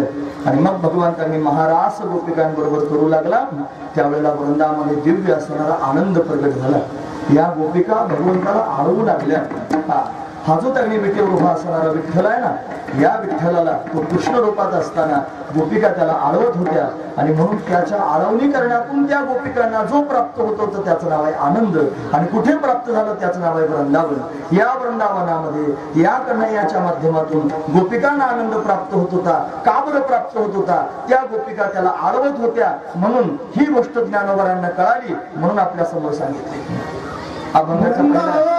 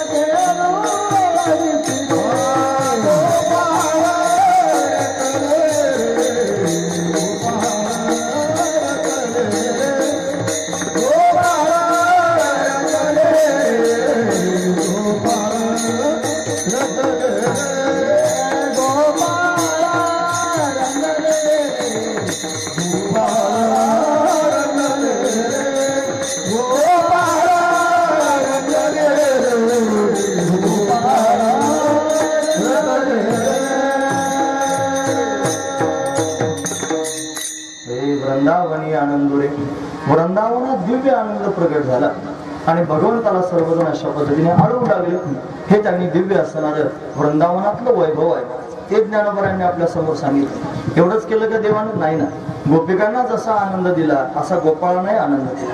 काय आनंद दिला? सगळे गोपाळ त्याची सवंगडी, पेंद्या, वरद्या, वाकुड्या, सुदाम, श्रीराम, मधुमंगल, मनसुख अशी त्यांची नावं. सगळे गोपाळ त्यांनी या भगवंताच्या अवतीभोवती उड्या मारत होते. अशी मरतुकडे म्हणे, का रे खायला भेटत नाही काय? म्हणे आहे ना घरी आमच्या, पण आम्हाला भेटत नाही म्हणे, सगळं डेअरीला जातं. मग काय करायचं? मग देवाने विचार केला, आपल्या गोपाळांना आपण गपचूप खाऊ घालायचं. मग गावात चोऱ्या करू लागला महाराज, लोण्याची चोरी करू लागला. त्या चोऱ्या पकडल्या जाऊ लागल्या. मग देवाच्या नावानं बोंब झाली. घरी गाराणे येऊ लागले. यशोदेला सर्वजण सांगितलं, यशोदे तुझा मुलगा त्यांनी चोऱ्या करतो. यशोदेने कन्हैयाला समजून सांगितलं, का ना अरे चोरी करू नकोस. कृष्णा तुला मी ताकीद करीते, घरी कुणाच्या जाऊ नको. तुला मी ताकीद करते, घरी कुणाच्या जाऊ नको. कृष्णा तुला मी ताकीद करते, घरी कुणाच्या जाऊ नको. कृष्णा तुला मी ताकीद करते,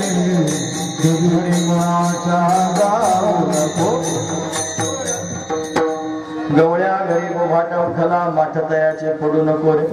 रागेट तुझा पितानंद, मार तयाचा खाऊ नको रे. कृष्णा तुला मी ताकीद करते, घरी कुणाच्या जाऊ नको रे. कन्हैया लोकांच्या घरी जाऊ नकोस. का जातोस? तरी पण देव ऐकायला तयार नाही महाराज. मग अनेक प्रकारानं समजून सांगितलं तरी खोड्या चोऱ्या करायचं काम चालूच आहे. गोपिका गाराने सांगण्याकरता येतच आहेत. या गोपिका माझं गारानं सांगतात म्हणून देवाला राग यायचा. मग काय करायचं? हा कन्हैया त्यांनी विचार करू लागला, यांच्या काहीतरी खोड्या केल्या पाहिजे. मग काय काय खोड्या करायला लागला? आधी चोऱ्या करत होता, आता खोड्या करायला लागला. काय काय खोड्या केल्या अनेक प्रकार. कोणाचा पदर तरी ओढायचा, कोणाची तरी विणी तरी ओढायची, कोणाचा माठ तरी फोडायचा, कोणाच्या घरात तरी घुसायचं, जळतं लाकूड तरी घ्यायचं, त्या गोपीच्या तोंडावरच धरायचं. देईन म्हणलं तुझ्या तोंडावर.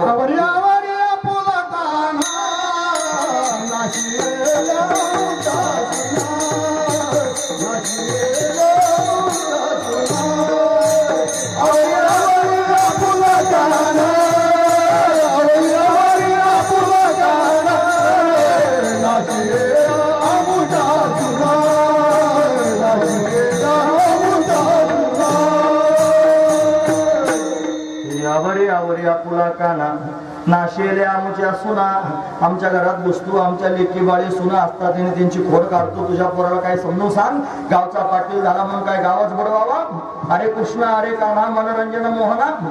घरचा दिवा झाला म्हणून काय आड्याला बांधावा. अरे कृष्णा अरे कान्हा मनोरंजन मोहना. सद्गुरु सोयरा झाला म्हणून काय आचार बुडवावा. अरे कृष्णा अरे कान्हा मनोरंजन मोहना. नित्यदेव भेटला म्हणून काय जगाशी डावावा.